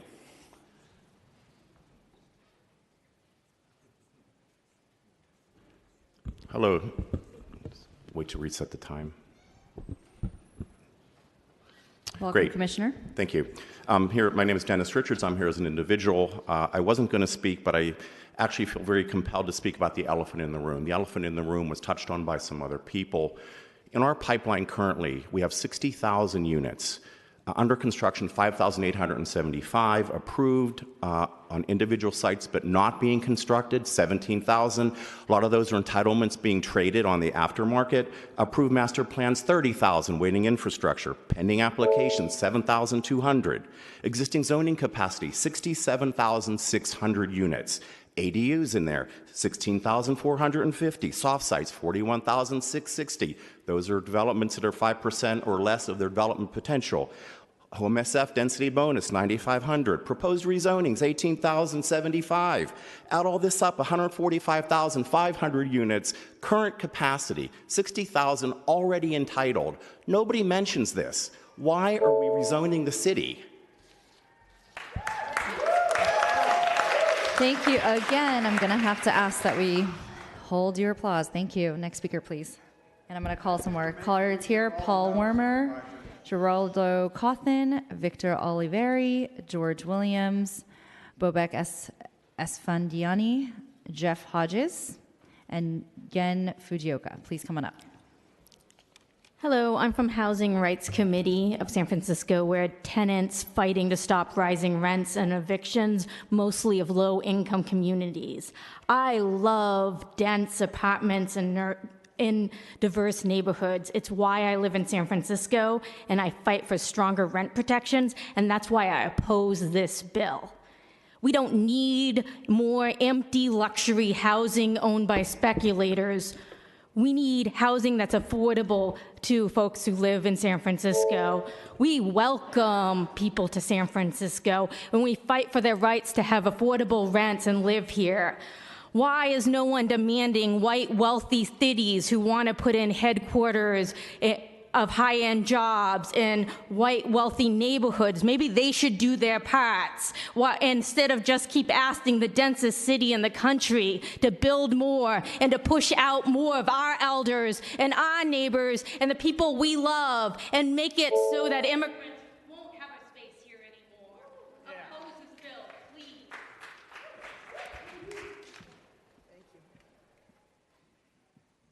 Hello, my name is Connor Ryan, and I'm here as an individual. And I am here to support the resolution to oppose this bill. Simply put, and many people have already stated many reasons that this thing is a cookie cutter from hell. It's a monster. It's Scott Wiener's monster. And if this thing is allowed to live, it's going to turn San Francisco into San Fran Mar-a-Lago. And you can always find people to pay $200,000 to be part of your country club. But it does not address affordability. And it has a lot of contraindications, and it's completely ill thought up. So I support your resolution to oppose this bill. Thank you.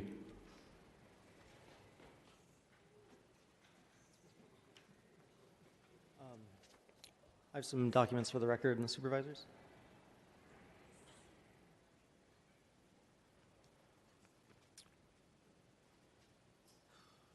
Can I have the projector, please?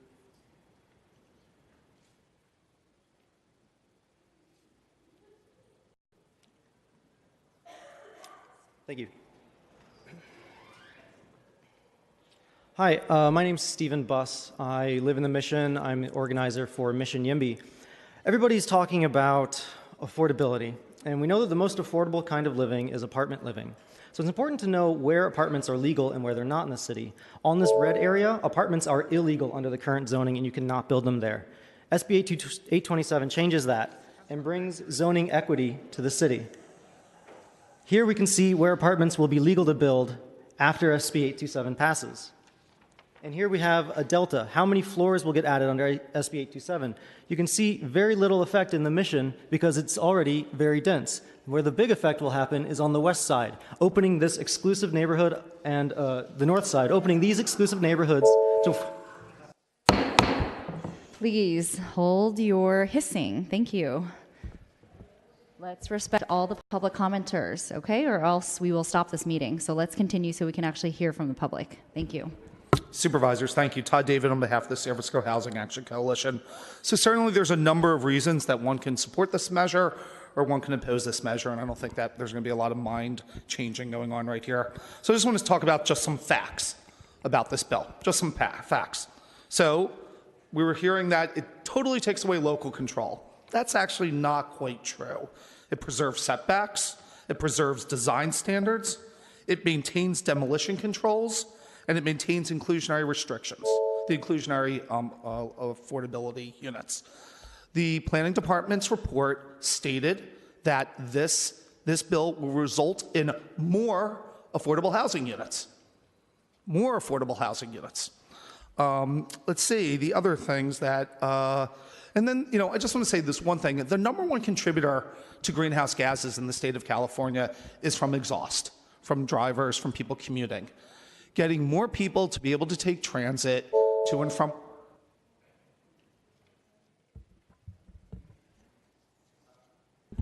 Good afternoon, supervisors. My name is Paul Wormer. I want to thank Supervisor Peskin for introducing legislation or opposing this bill, SB 827. This is a bad bill for San Francisco and for California. I note people have talked about the importance of density and more housing. LEAD ND talks about a whole bunch of things related to that and transit. All this talks about is transit. None of the other supporting features for good walkable neighborhoods are a requirement. If you are doing low-income housing, you can be creating low-income ghettos with no services. More to the point, I've looked at this bill. I cannot find anywhere where it sets you must meet a certain density. You can use all of that FAR to do very large units in 9 unit buildings which don't trigger inclusionary. And wow, you've got a height bonus for.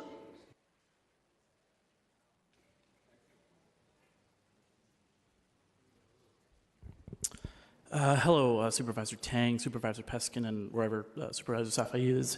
My name is Bob Akisfendi. I am a resident and a citizen of this fair city like everyone else is here, no matter how long I've lived here or not lived here. I have a very simple story. I thought I'd have 2 minutes, but I have 1 minute. When I was in college, I was evicted. I was evicted going into my senior year from the home I was currently living in, paying $4,000 a month with 5 other gentlemen. And I was evicted because we were complaining about black mold that was in the house that the landlord didn't want to do anything about, so she just tossed us out. Tenant protections are important. Demolition controls are important. All the things that people raise as things to be worried about are important. But the biggest tenant protection we can have is the ability for me to be able to move to another unit that was the same rent, which is what I was able to do. We need to lower the market rate rents for everyone. Thank you. I'm going to call some more names here.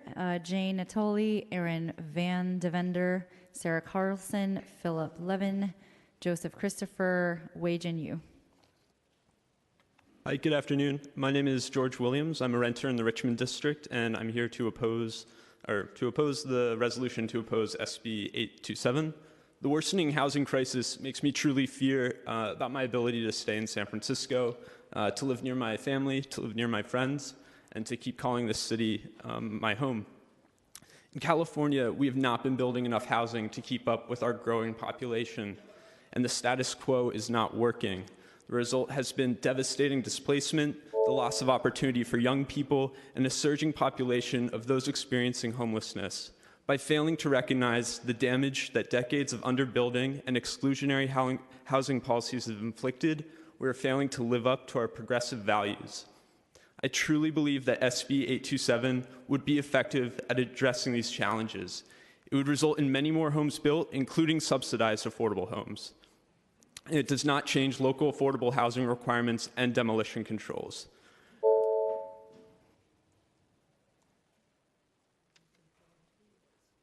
My name is Jerry Cawthon. I'm a transportation engineer, and I just have a few things to add. Most of it you've already heard. I agree with all of the people here who support Supervisor Peskin's resolution and oppose SB 827. To be successful in the long run, a city has to stay balanced. In recent decades, because of an excess of development, it's already gotten out of balance, and this bill from Wiener would make it a lot worse.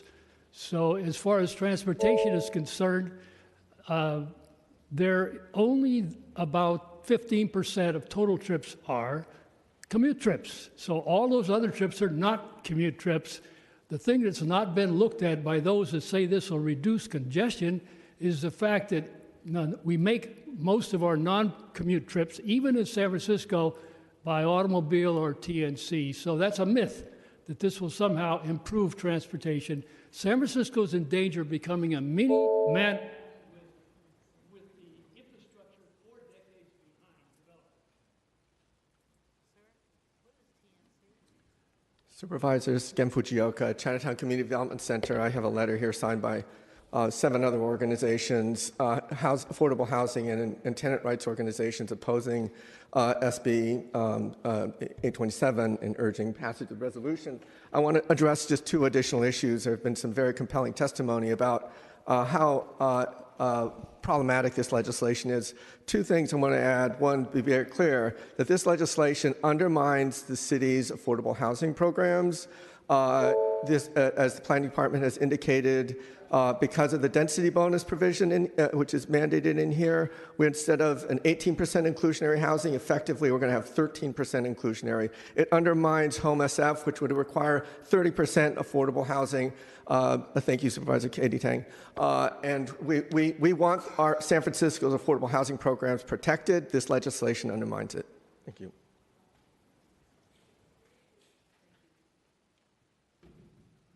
Hi, I'm Jeff Hodges. I live over by 14th and Guerrero in the Mission. I'm one of those YIMBY Action members. I support SB 827 and oppose this resolution today. I've lost count of the friends who have fled the housing costs here. SB 827 would build the beautiful Paris-scale density that we need to bring down our astronomical rent with tenant protections. I want to ask some folks to stand up here today. I want to ask those folks who are working, and especially those who rent, but still manage to come out here today in support of SB 827 to please stand up. Thank you very much. I'm tired of losing friends like these.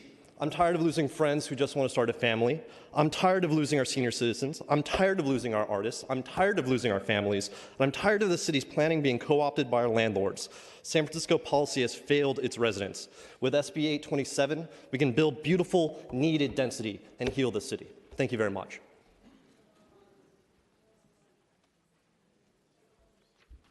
Oh. Does this work? Put that on. My name is Onya Traus. I'm a renter in District 6 at 7th and Natoma Street. I support 827 and oppose the resolution opposing it. And I think it's important that the people that come out in favor of opposing 827 are homeowners. And some of them say that they're speaking for renters. But if you want to hear what renters think, listen to what renters say. And as a renter, I support 827. I want to talk about geographic equity. So District 6 is sort of roughly outlined here. This is a map of the Delta. How much would a lot be upzoned? District 6 is already upzoned. We built most of the housing, 60% of the housing in San Francisco in the last 10 years. We have to spread that housing growth all over the city. It's a matter of equity. So please, upzone the west side. This is a place where we could build a lot more housing. Thank you.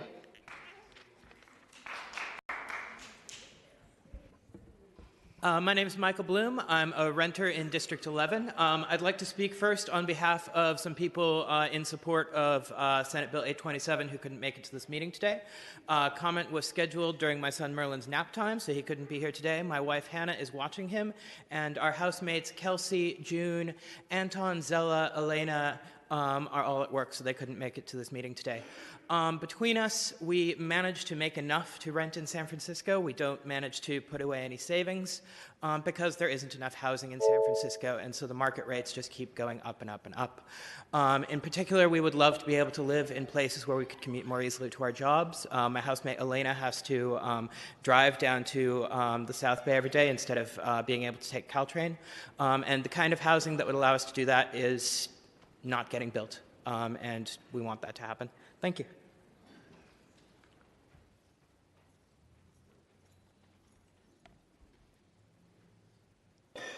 How does this work? SFGov TV overhead, please. What's that? Yes. I'm a Tenderloin resident and a community organizer and volunteer with the Gloria La Riva for Governor campaign. Her campaign calls for guaranteed housing for all. Everyone knows what SB 8... Madam Chair, I'm going to pause the speaker's time for just a moment to remind the speaker and other gathered members of the public that this is not a forum for electioneering for any candidates for any positions. How much time do I have left? You still have 53 seconds. Great, thank you. You can just speak to what your belief is on the resolution without the flyer. Okay. Whether you support or oppose it, you know that this is just a gift to speculators and developers. And the only question is, what side are you on? Developers have already begun the process of destroying our city by displacing its poor residents and people of color. We need to remember that low income and affordable are not the same, and we need housing for everyone. I do not place hope in a legislative system which has already shown its willingness to bow to corporate money at the expense of the people of this city, but I do have hope in the people behind me, in the power of our collective voice to stand up. I want to say to everyone who is outraged about the way our city is being sold out that we need to stand up together, connect with each other, and protect each other, no matter what the actions of these politicians are.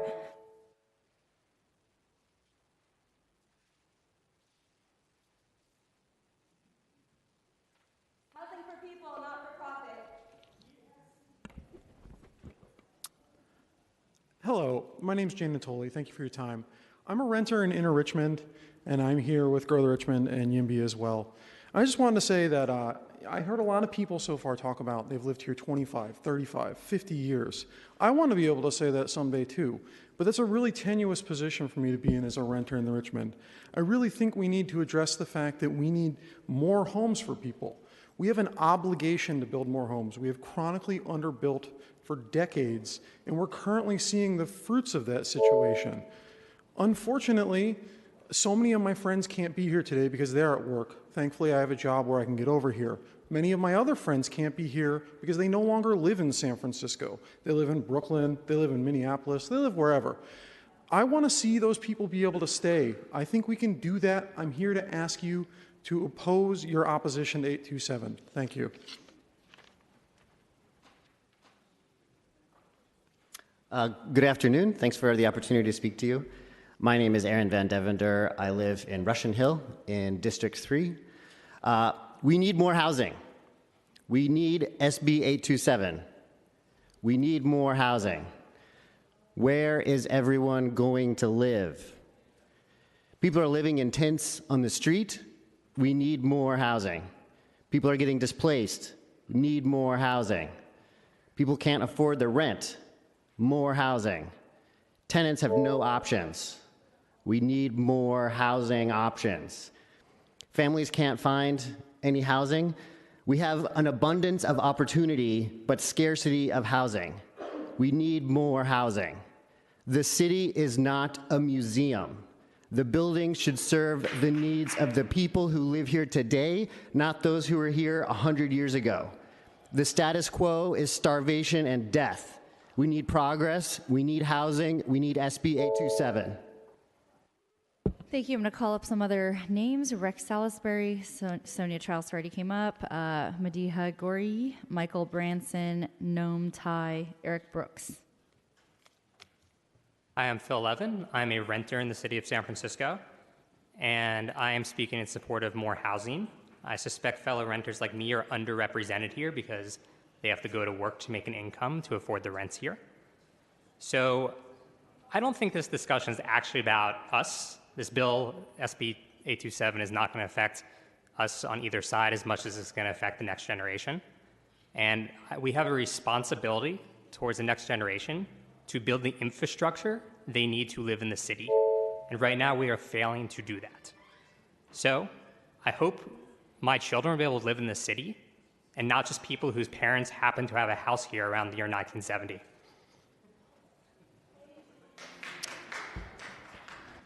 All right, let's respect everyone's comments. Thank you very much. Next speaker, please. Hi, my name is Joe Christopher, and I'm a renter in Soma. I've lived in SF now for 4 years, and I really do love it here, but again, it's really hard to find places to have an affordable rent. I've heard arguments against SB 827, and I was surprised that there was a lot of people speaking up against displacement and keeping it affordable for everyone. I think what we can do is, with 827, all I see here is a math problem. We're just trying to solve that math problem. We need more housing for everyone to live with you. We don't want to hiss at you. We want to live with you. We don't want to ruin your quality of life. We want to work together with you and be part of your communities. So I think with both sides want clean air, want a good standard of living, we can work together to make sure this is implemented well and be a leader in a place that's dense and also has a good quality of life.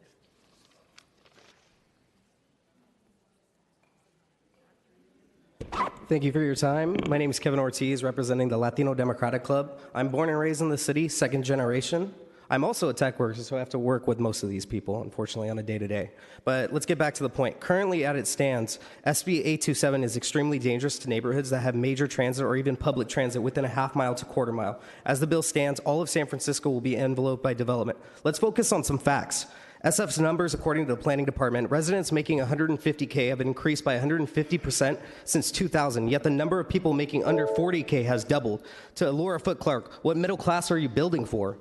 According to the Regional Needs Housing Assessment, SF has built over 2,000% of market rate housing, yet only barely has touched 40% of affordable housing. A common theme you're going to hear from the YIMBYs is we need to build more housing at all types of levels. The numbers state otherwise. What we need is affordable housing.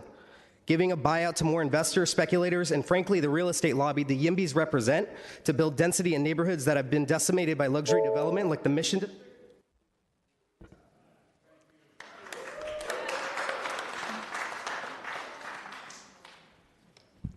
Good afternoon. I'm Rex Salisbury, a renter in District 3. I hope to raise my family here, and I think to do that we need more housing. Unfortunately, we've built very little over the past year. I'm here to speak in support of Senate Bill 827. I think it is a math problem. We've built 2,000 units or fewer over the last 30 years. I'd like to welcome new families, see my friends stay, and see San Francisco build a lot more units. Thank you. Thank you. I'm going to call up some more names. Deepa Varma, Isaac Rosenberg, Tony Manzo, Caroline Bass, Ben Terrell, and Asum Takikaba. Hi, my name is Michael Branson. I've had friends that have had a lot harder time finding rentable places than I have, but I want to offer my perspective. I moved to San Jose about 6 years ago and was lucky to rent at $18.50 a month. My wife started a job in San Francisco in the fall, and I followed her and started in January. We're excited to be working in the city, but I knew that we couldn't live in the city, so we really didn't even spend a lot of time looking here. I'm paying $3,000 a month in Oakland, which is almost twice as what my rent was before. I'm lucky that I can afford it, but it does mean that I'm doing the commute. I'm living in a place that basically is what would be built under 827. It's a 5-story, 40-unit building that has affordable units. It's near BART, and I hope there's more opportunity for buildings like that in San Francisco. Thanks.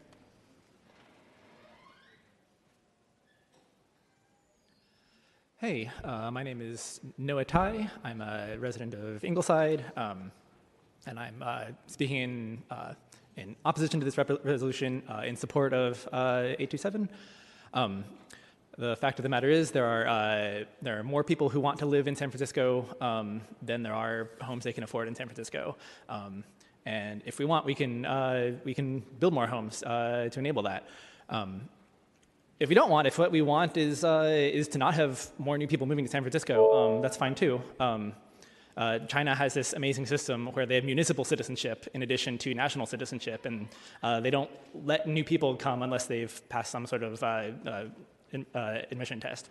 But I think we should welcome new people to our city because I like the city and I like new people. Thank you.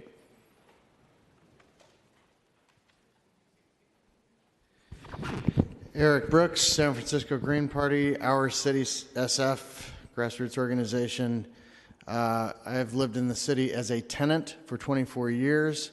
In that 24 years, I have witnessed the demolition of this city, which is now becoming unrecognizable. And the reason that it is being demolished and becoming recognizable is that bills like this come up at the state and local level every couple of years. And when we flatly oppose them, we stop the destruction, but all too often we negotiate and talk about amendments to bills like this. That is not a solution. This situation has become so bad in San Francisco that we can no longer negotiate over bad bills like AB 827 and 828. Strongly support Supervisor Peskin's resolution. We've got to stop this jugular bleeding before it destroys the entire city. Hello, Deepa Varma from the San Francisco Tenants Union, and a tenant myself representing 9,000 tenants in San Francisco. I would ask the tenants who oppose SB 827 to stand up. They all had to go back to work. There was many of us as well. And here's the thing. I love density. I love affordable housing. Affordable housing preservation is our mission statement. And what we do on a daily basis is fight to keep the diversity, the dense, diverse vitality of our neighborhoods. The thing is that this bill is not about affordability. It's about money. And if you want to help bring down rents, help us strengthen rent control. Help us beat back Costa-Hawkins. Don't be doing this. This doesn't help at all. What this does is it takes that power away from cities and it gives it to the state. It takes power away from communities, especially communities of color, and gives it to developers. It does nothing to actually to help with affordability. We know from all the studies that housing doesn't trickle down. And we know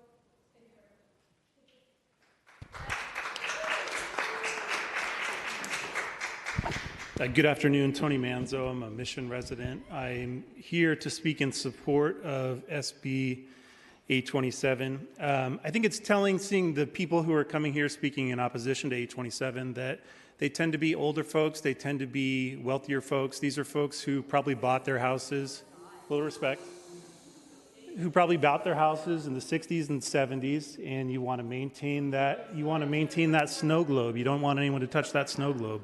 So I would ask that everyone take a step back tonight and think about how do we include more people of color, more people of different income levels into our communities? How do we hold out our values to the world? How do we become more inclusionary? By inviting these people in and by providing housing. And I'd ask all of you to think about that tonight. I think that, as many people know, CEQA, historic preservation, those are all things that can be used to clog the process, and that's why the state, unfortunately, had to step in. Mr. Peskin is a landlord. All right. Thank you. Let's direct our comments to the general public and not to an individual supervisor. Thank you. Thank you. Hello, I'm a condo owner in the west side of the city, and why it's actually affordable is because it's high density and it's older, and so it predates the zoning laws. I would like to see many more apartments just like that in the west side, so other people, young families like me, can actually live in this city. And because of that, I support 827. When I moved to the city 12 years ago, the city council was really a leader in environmental policy, and I could see that this is no longer the case. This bill is clearly early in the democratic process and uniformly coming against something that vilifying something that we don't that hasn't quite gotten through the process yet is something that we all agree is something that we all hate in national politics right now. So when it comes to the argument of how much housing is enough, this is a regional problem. We really need regional leadership, and San Francisco should step back forward and be that regional leader to build more housing, to show what does that mean, because this is a regional problem, and that's where...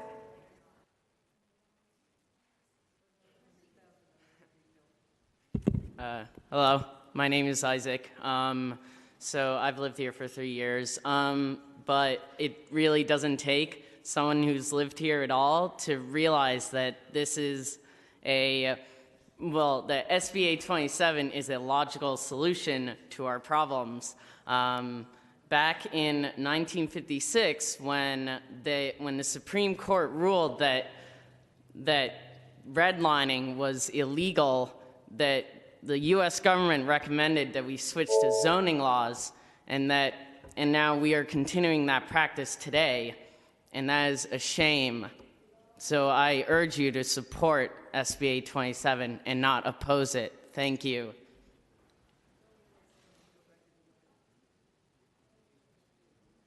Hi, my name is Ben Terrell. I'm a renter, and I am not even middle income. I am here on behalf of the Redstone Labor Temple Association.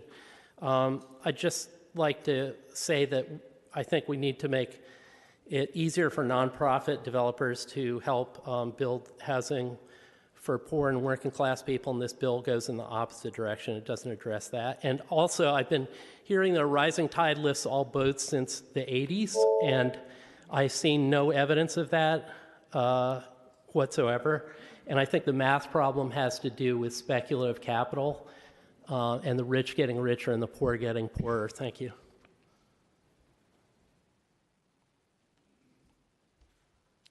Good afternoon, supervisors. My name is Asumu Tatikawa. I'm a renter in the Richmond district, and I'm with Grow the Richmond. So I'm able to live in San Francisco because I live in a 4-story multifamily apartment building that was built in the 1920s when apartment buildings were still legal in much of the west side of San Francisco. Today, my building is currently illegal to build because the parcel is now an RH2 parcel. And indeed, 72% of the city is now zoned RH1 or 2, which means that only expensive single-family homes can be built in these districts. I want to welcome more neighbors, more friends, and also more immigrants like myself into the city. But we can't do that if the West Side is only providing 1% of the inclusionary units in the city. The SF Planning Department says that SB 827 would increase affordable housing because we need to build more market rate housing in order for inclusionary requirements to kick in and actually build affordable housing. Please vote no on this resolution and support it. Thank you. And I'm going to call up Max Guinness, Andy Mullen, Daniel Murphy, Brian Klofus, Milo Traus, and Ben Libby.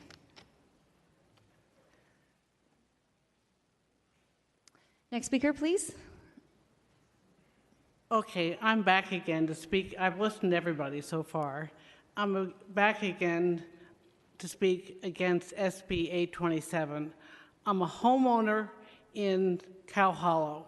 We have opened up our home to for many years, renting out rooms in our house to students. We've never raised the rent. We've even taken in this year a homeless student, graduate student from Columbia, and refused to charge her any rent. I'm sorry, ma'am, because you spoke earlier on this same item. I cannot have you come up again one more time. Everyone has one opportunity. Thank you. Next speaker, please. Hello, Marlene Morgan, Venice Neighborhood Corridor, Neighborhood Coalition. Venice neighborhoods are in favor of housing. We're building a lot of housing. Our height limits go from 130 feet to 240 feet. In my neighborhood, Cathedral Hill, in the last 3 years, we have approved over 1,000 units of housing. Half of them have been built, and of those that have been built are primarily market rate, and the rest of them cannot be built because they can't get the financing. So it's not just a question of permitting, it's a question of actually having affordable housing getting built. I oppose 827 and 828. Good afternoon, Supervisors. Corey Smith on behalf of the San Francisco Housing Action Coalition. I want to point out that according to the Chronicle, the top 3 mayoral candidates for the race in June have all committed to reissuing Mayor Lee's executive directive to build 5,000 new homes per year every single year going forward. That's about 3 times our current housing production. So the city's going to go through a lot of changes regardless of who we elect as mayor. Local control inherently, I think, is a conservative land use policy. It has gotten us into this mess. It has created what my generation is now dealing with. So we're facing the realities of those decisions. So when we continuously advocate for the status quo and not any sort of change, why would we think the results would be any different? As the Planning Department said, this will result in more capital A, subsidized affordable housing, as well over the long term, lowercase a, more housing that is affordable. And with all that's going on in the world, the politics of no, which has really captured this country, is really unfortunate. And I ask you to not say no to a solution. Let's work with the senator and Assemblymember Ting to get this bill in a great place. Thank you.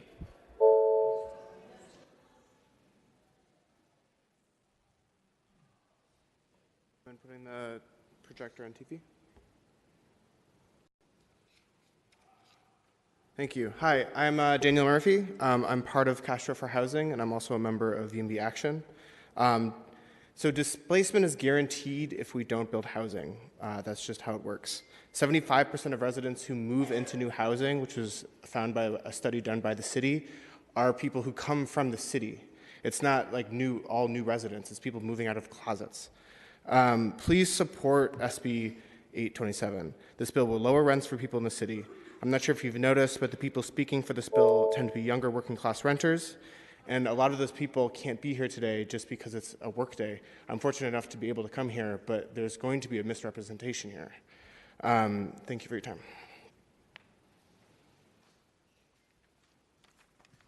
Hi, Supervisors. Thank you for your time. My name is Andy Mullen. I live in District 10. What we're experiencing here is a national housing crisis, and we're just a part of it. About 10 years ago, a large generation, my generation, left home and entered the workforce. And as a result, we are trying to house the 21st century population in the housing of only the 20th century. And what we've experienced as a result is like mass price increases and displacement. When I first moved here, which was quite some time ago, it was easy to find a studio in the Sunset for $900. That's not the case anymore. And it's because the population has grown, the jobs have grown without commensurate housing growth. Please oppose this resolution and support 827. Thank you.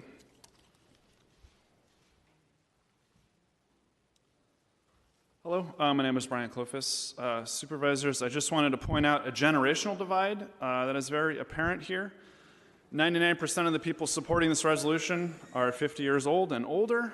Everyone that opposes this resolution and supports SB 827 is of the younger generation.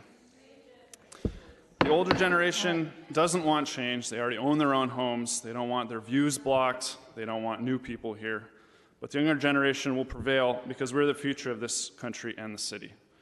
I've rented in SF for 10 years and will continue to live here far in the future. Please don't stand in the way of the future and oppose this resolution. Thank you.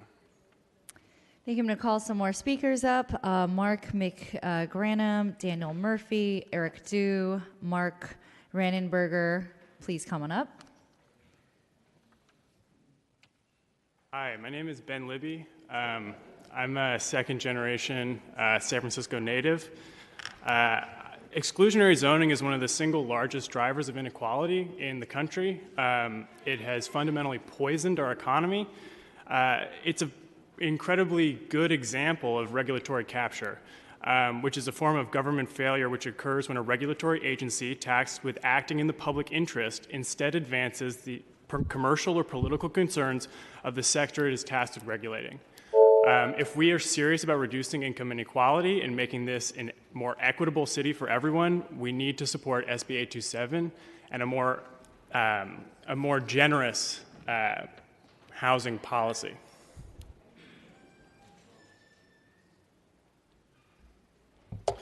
I'm Max Guinness, voicing my support for SB 827. Like many here, I've seen friends leave San Francisco or the Bay Area because of high housing costs, the direct result of insufficient development. I've also seen firsthand how more housing reduces rents. When I moved to Soma in 2016, I paid 15% less than prior tenants, thanks to several new buildings opening up. I also know how the less fortunate experience the housing crisis. My brother uses a wheelchair following a childhood spinal cord injury, and now works in disability advocacy. Unable to drive or use stairs, his housing search was long and difficult, and he ultimately paid a high price for a new unit near BART.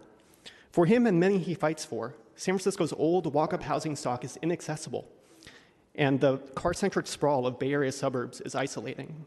The modern transit-oriented housing that SB 827 will generate is not just preferable for people with disabilities, it's necessary for them to participate in their communities. I urge you to vote against opposing it. Thank you. Hello, my name is Milo Traus. My primary concern is displacement and access to opportunity. So there's a false dichotomy I've been hearing where it's either more housing or tenant protections, but we can have them both. And this bill actually has lots of tenant protections already that I think some people might not know about. And in fact, there's demolition controls, there's right to return that just came out last week, and we could even strengthen them and make it only single-family, owner-occupied buildings would be eligible for upzoning. How many people have a home and can think of 4 families that would be happy to live on top of them? It would be great to enable them to build those spaces. And some people said that more housing makes unaffordability, but higher wages is what cause unaffordability. So we're enjoying the high wages. We can harness them to build more units, and with the more units, more BMR units as well at the same time. So I think people who are against this fall into 2 groups. Thank you. And I'm going to call the remaining cards: Brian Zake, Michael Bloom, Henry DeLavence, Charles Whitfield, Kevin Ortiz, and Eric Arguello. And if there are any other members who want to speak and are in room 263 in the overflow room, please come on over. Hi, my name is Mark McGranigan from Potrero Hill. I'm here to speak in favor of the bill and against the opposition. In the 8 years that I've been lucky enough to be in San Francisco, I've seen many friends and colleagues leave the city, and some refuse even to come. They all leave because of the housing costs, and the housing cost is due to not having enough housing. This is a bill that gives us an opportunity to build much more housing in San Francisco, and that's why I support it. Thank you.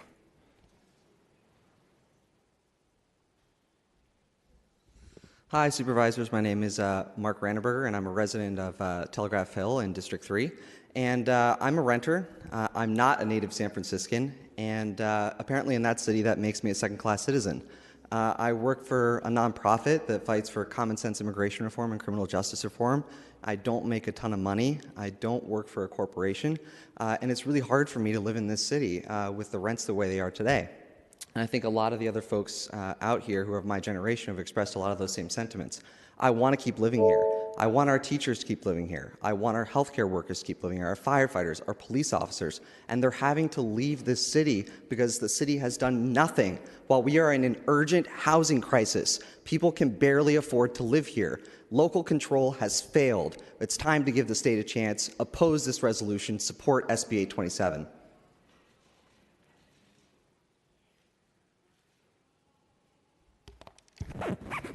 Hi, my name is Eric, and I'm from District 3. SB 827 would never have been drafted had neighborhoods evaluated proposed development on their merits for the good of the city, rather than gaming the system by using CEQA and other means to thwart the obvious development needs. Apocalyptic assertions of SB 827's outcome before it has even been tested should not be used as a basis for legislative deliberations. The Manhattanization of San Francisco is a problem, but it's a good problem to have. The alternative is the Detroitification of San Francisco. There is no middle alternative. You as legislators must look at the big picture, balance the onslaught of people and business coming into the city with the existing residents, but test out SB 827.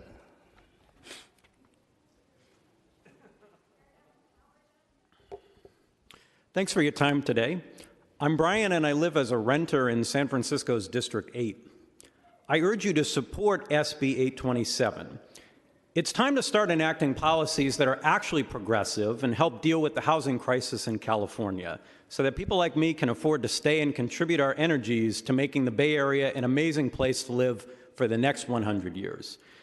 This city has been blocking smart development for far too long, leading to a situation where it's illegal to build apartments in over 80% of the city. People like to talk about Hong Kong, a geographically constrained metropolis. But what about cities like Tokyo, Amsterdam, Beijing, and Seoul, where transit-oriented development and just more development in general have created livable cities where families, artists, and industrialists alike can afford to live? This is a simple cause and effect scenario. Increasing the housing supply helps ensure that good people, like the folks in this room, will not lose their homes simply because there are not enough areas and units to go around. It's a pragmatic first step in this direction, and you should not.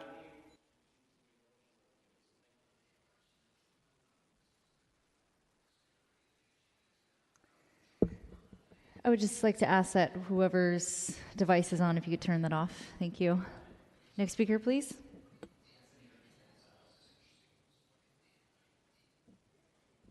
Hello. Hi.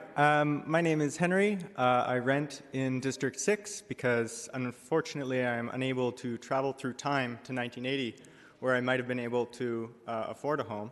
And the reason that I'm able to be here is because my office is a few blocks away, and I can sit in the back and continue to work while I'm listening to the public comments. And I would like to question the legitimacy of a public comment forum that by design excludes people who are not able to do that. That's all. Thank you.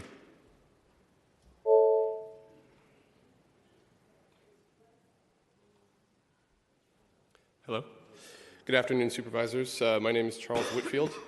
I'm a renter in District 6, and I'm here to speak in opposition to the proposal and in favor of SB 827. As previous speakers have shown, the housing that is most affordable, least damaging to the environment, most transit-friendly, and most conducive to a vibrant and active community is currently illegal in most of this city. We know that what the intent of this zoning code was when it was written. Whatever the intent of its defenders now, we know that the effects of this zoning code today are and have been to exclude those of lower income and communities of color from residence in this city. SB 827 is a part of fixing this problem going forward. It contains defensive measures to protect already vulnerable residents from displacement. But at its heart is also a proactive step to allow SF to become the city it should be, environmentally friendly and more affordable to both new and existing residents of all income levels. Please support SB 827 instead of opposing it. Thank you.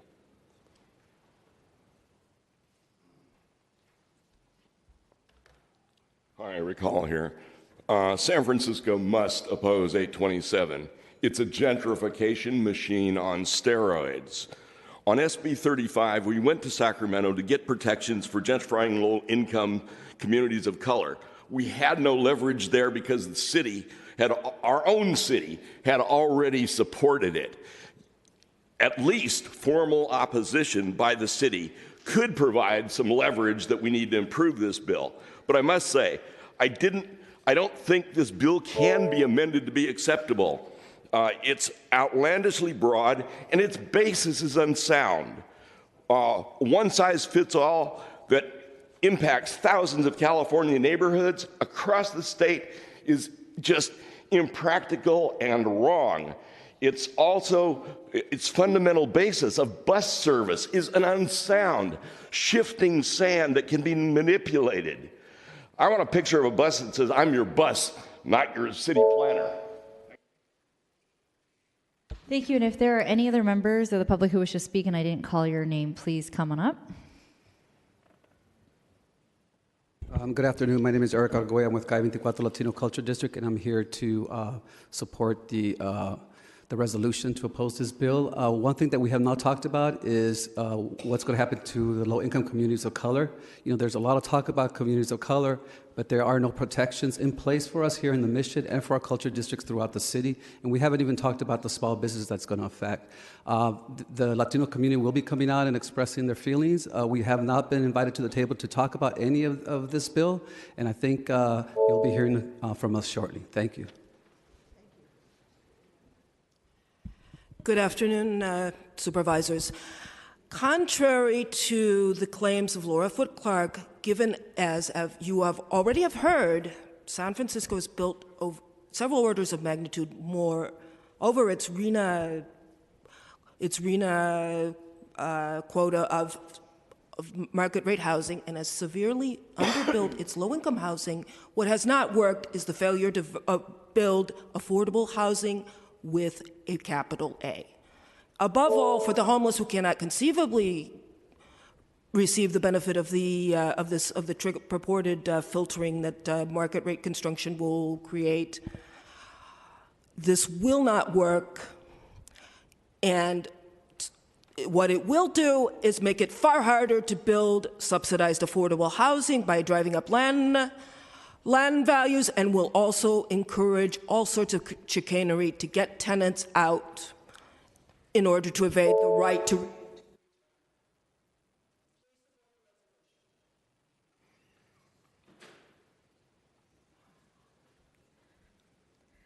Hi, my name is Jill Worley. A sweeping open development bill for San Francisco doesn't make any thoughtful sense to solve the housing crisis. We know this will result in a feeding frenzy for the developers, create luxury McMansions, and displace even more people to pave the way for market rate housing. This will not solve the affordable housing crisis. Please keep local control to solve this problem, not state control. Please oppose this bill. Thank you.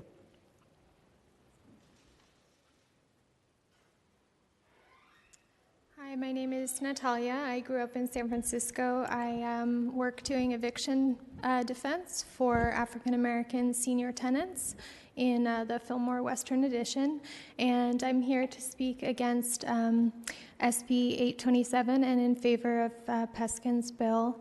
And I also wanted to point out that there should be some kind of protocol in the chambers for ageist comments coming from YIMBY. I think it's really inappropriate and should be not tolerated in the same way that other types of biased comments should be tolerated, because there is a homogenous population among YIMBY supporters that could also be called out very easily.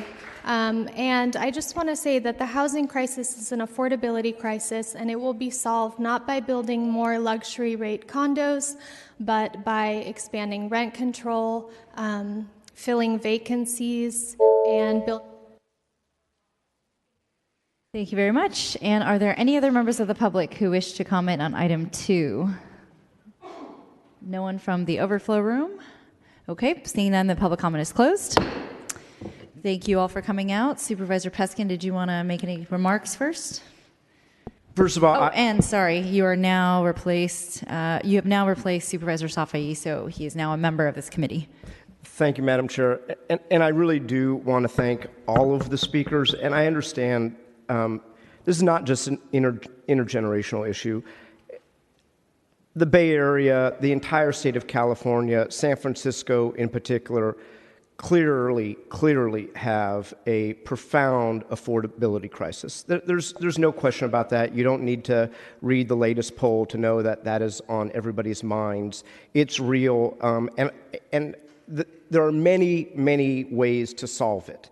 And as I spoke to earlier, we have collectively, over time, whether it's affordable housing bonds, accessory dwelling unit policy, tenant protections, home SF, have been chipping away at it. And we should also, everybody is entitled to their opinions, but as my former colleague, Supervisor Wiener, used to say, you're not entitled to your own set of facts. So when I hear speakers say that we've only developed 2,000 units over the last 30 years, that's patently untrue.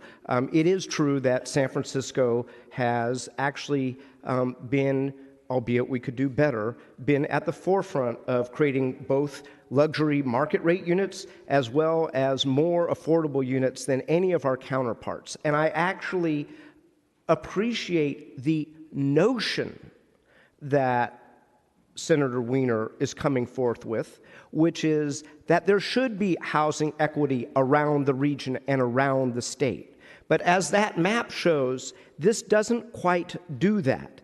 This actually rezones a very small part of the Bay Area.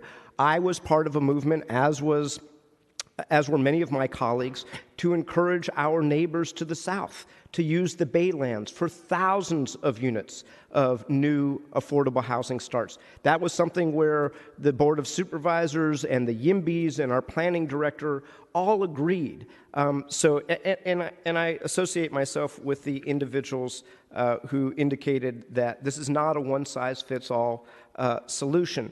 I want to say to Senator Wiener and his colleagues in the state legislature the simple notion, which is show us the money. You want to help? Get us state resources.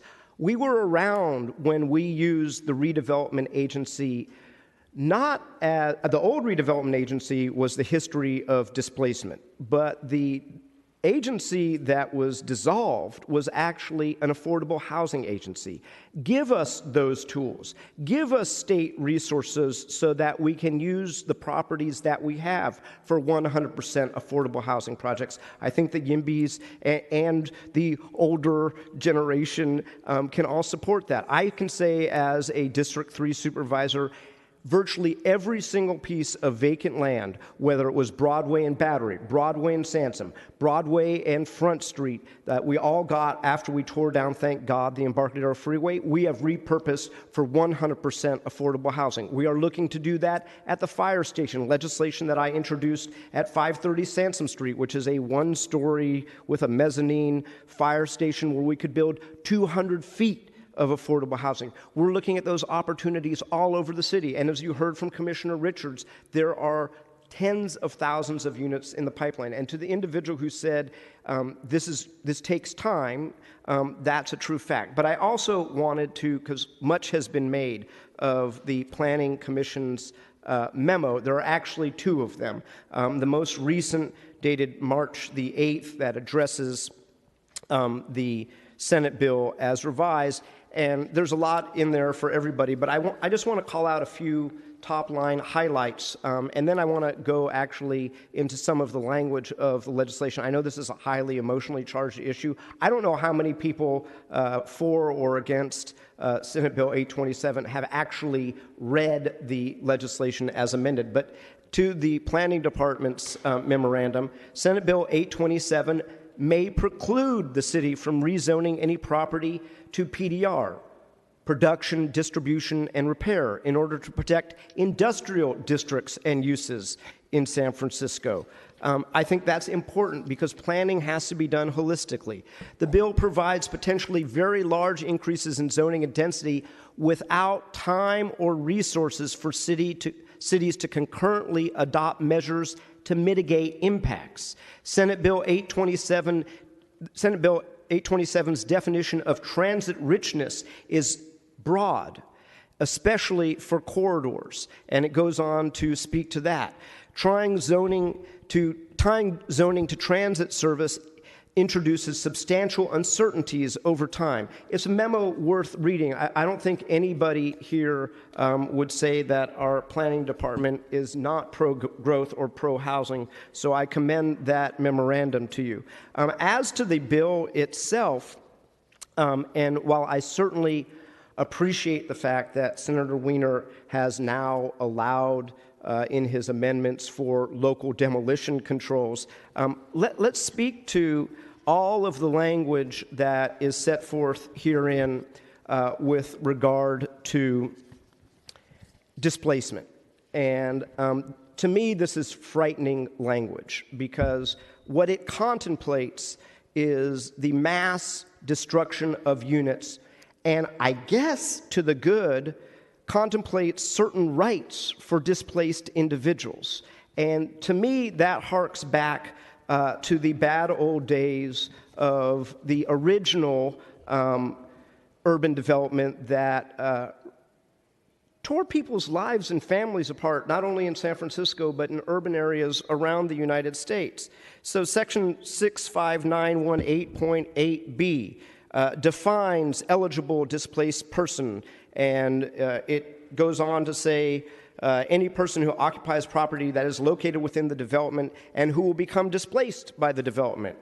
Any person who moves from property located within the boundaries of the development after an application for a development proposal subject to a transit-rich housing bonus is deemed complete.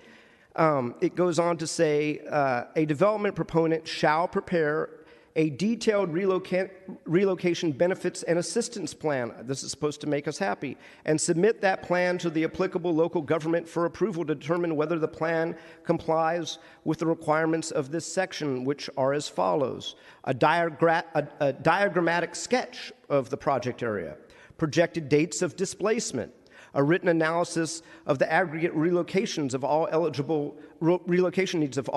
displaced persons, and a detailed explanation as to how these needs are to be met. A written analysis of relocation housing resources, including vacancy rates of the neighborhood and surrounding areas. Well, that's not going to be good news. A detailed description of relocation payments to be made and a plan for disbursement. It goes on to say this goes on for pages, but after the applicable local government approves the relocation benefits and assistance plan, the eligible applicant shall do the following. Notify all eligible displaced persons of the availability of relocation benefits and assistance, the eligibility requirements of relocation benefits and assistance, the procedures for obtaining such, the extent of their needs, supply each eligible displaced person information concerning federal and state housing programs. Well, great, that's really helpful. And it goes on and on. I mean, the eligible, and then here's the stuff that gets really disturbing. An eligible applicant's obligation to provide relocation benefits, this is the developer, and assistance to an eligible displaced person shall cease if any of the following occurs. An eligible displaced person moves to a comparable replacement dwelling and receives all assistance and payments to which he or she is entitled. That one sounds good. Number two, an eligible displaced person moves to substandard housing, refuses reasonable offers of additional assistance in moving to a decent, safe, and sanitary replacement dwelling and receives all payments. 3, the eligible applicant has failed to trace or locate the eligible displaced person after making reasonable efforts to do so. Number 3, that is terrible. That is terrible. Number 4, an eligible displaced person from his or her dwelling unit refuses reasonable offers of assistance. Well, who's going to enforce that?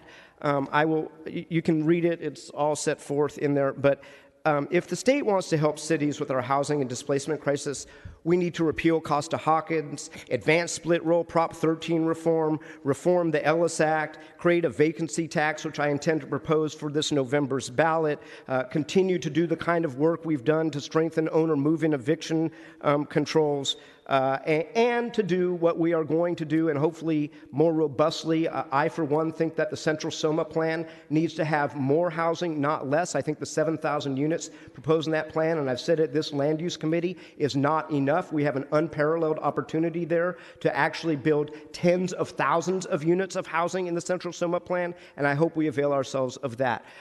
Supervisor Tang, I hope that, I look forward to ironing this thing out with you, but I hope that we can work with Senator Wiener to make reasonable amendments. I think first and foremost amongst those is the fundamental notion of value recapture. And I think that we need to set some goalposts for Senator Wiener, Assemblymember Ting, Senator Nancy Skinner, and the entire Assembly and Senate delegations. And I think we need to put some mile markers out there. So I would hope that we can put forth a qualified opposition resolution saying that we are going to oppose it if we do not get substantial, meaningful amendments in the bill. And with that, I will relinquish the microphone. Thank you, and thank you, Supervisor Peskin, for reading us Senator Wiener's entire legislation to us. I hope everyone read it before they came here. So I do actually agree with a lot of the comments that you made, Supervisor Peskin, and our public, and I want to thank you all for coming out. Again, no matter which side you are on, I actually see value in all of the comments you have made. I have proposed some amendments to the resolution. Instead of saying opposing, I would actually like to urge amendments to SB 827. I do agree that SB 827 does overreach in San Francisco. And I'm actually, surprised, but happy, I don't know how I feel, to hear some of the folks come out to say that they really appreciated Home SF, because they certainly didn't when I was working on it. But I hope you can see now that when I was working on it, I was actually trying to go for recapturing the value of these programs where, yes, we might give you 2 additional stories above existing height limits, but a lot of studies went into why we chose 2 versus, say, 10 or 9. The fact that we landed on a 30% affordable housing rate, we said no demolition of existing rent-controlled units and so forth, that all of those factors, and including small business, that was a first in the city. Where in Home SF, it is the only program in the city right now that has to do with any development of affordable housing or even market rate housing that says that you must take all these steps to actually notify, communicate with businesses that there are restrictions around lot sizes and mergers and so forth for storefronts on the ground floor. So I don't see any other programs actually doing any of that for small businesses. So yes, I'm very concerned that SB 827 does not take into consideration all those factors that our office, the Planning Department, Mayor's Office of Housing, Small Business Commission, OEWD spent over 2 years negotiating and trying to get through. I'm also, I just want to, help you understand also how much we have moved forward, because also when we passed Home SF, we had the 100% affordable housing program that we passed prior to that. And at that time, I wanted to eliminate the conditional use requirement for that program, and was met with a lot of resistance. And so to this day, we actually don't have a true 100% affordable program for under the density bonus where you don't have a CU. Actually, there is a modified CU for that. And so I would say that what we were trying to work on years ago was actually quite reasonable, because we actually wanted to, again, capture the value of all the benefits that we were giving to developers at that time. And so now here we are. I do think that SB 827 is a bit extreme for San Francisco. And so my amendments today, again, since this bill is in the process of it hasn't gone to committee yet and can still be amended, I wanted to urge amendments to SB 827 to ensure that the value of additional height and density is recaptured and that San Francisco's existing affordable housing programs and existing neighborhood character is preserved. And so again, while I do respect Senator Wiener and all of his work locally and at the state level, this particular bill, though, is troublesome to me. So some of the other clauses that I have here I just wanted to share with the public is that San Francisco has spent years working with communities on long-range planning efforts, resulting in value capture for affordable housing, transportation, and infrastructure impacts. Also, the Board of Supervisors is committed to working with other jurisdictions, affordable housing, and tenant advocates to address the state's housing crisis by amending SB 827.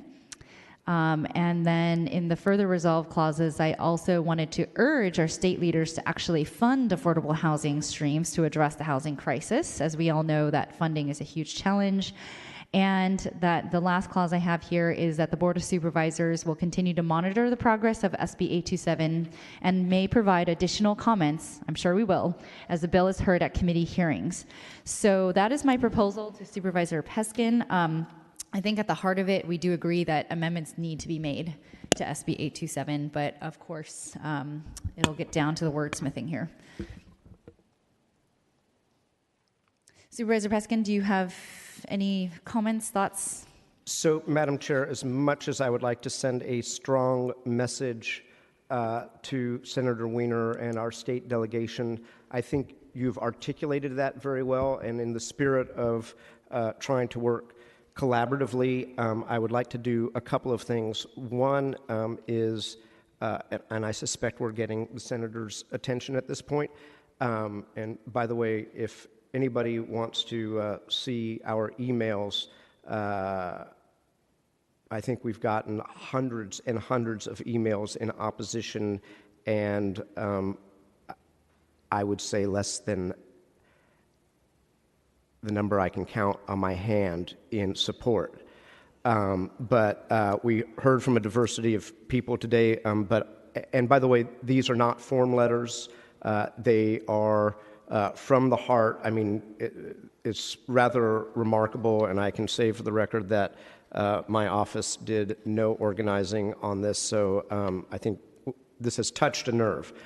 Having said that, and given the fact that I think we have an opportunity to negotiate with our Senate representative from San Francisco, what I would like to do is to send this to the full board as proposed by Chair Tang with recommendation, but set it for a hearing on April the 3rd, long before it's going to get to committee in the state Senate, and reserve my right, depending on what happens in the intervening 3 weeks, to move my position at the full board to an oppositional or a conditionally oppositional position, depending on what we see from Senator Wiener and Assemblymember Ting in the next 3 weeks. So I would support it with those caveats for hearing at the full Board of Supervisors on 3 April 2018. Thank you very much, Supervisor Peskin. I think that sounds great to me. So we'll shoot for an April 3rd full board meeting hearing on this resolution with the amendments that I proposed. Okay. So the and we proposed haven't- amendments are your amendments, and the recommendation to the full Board of Supervisors for April 3rd is a motion by Supervisor Peskin. So I will move the amendment, send the item as amended with recommendation for hearing on 3 April 2018. Thank you. And we will do that without objection. All right. Mr. Clerk, are there any other items before us today? There is no further business. Thank you. We are adjourned.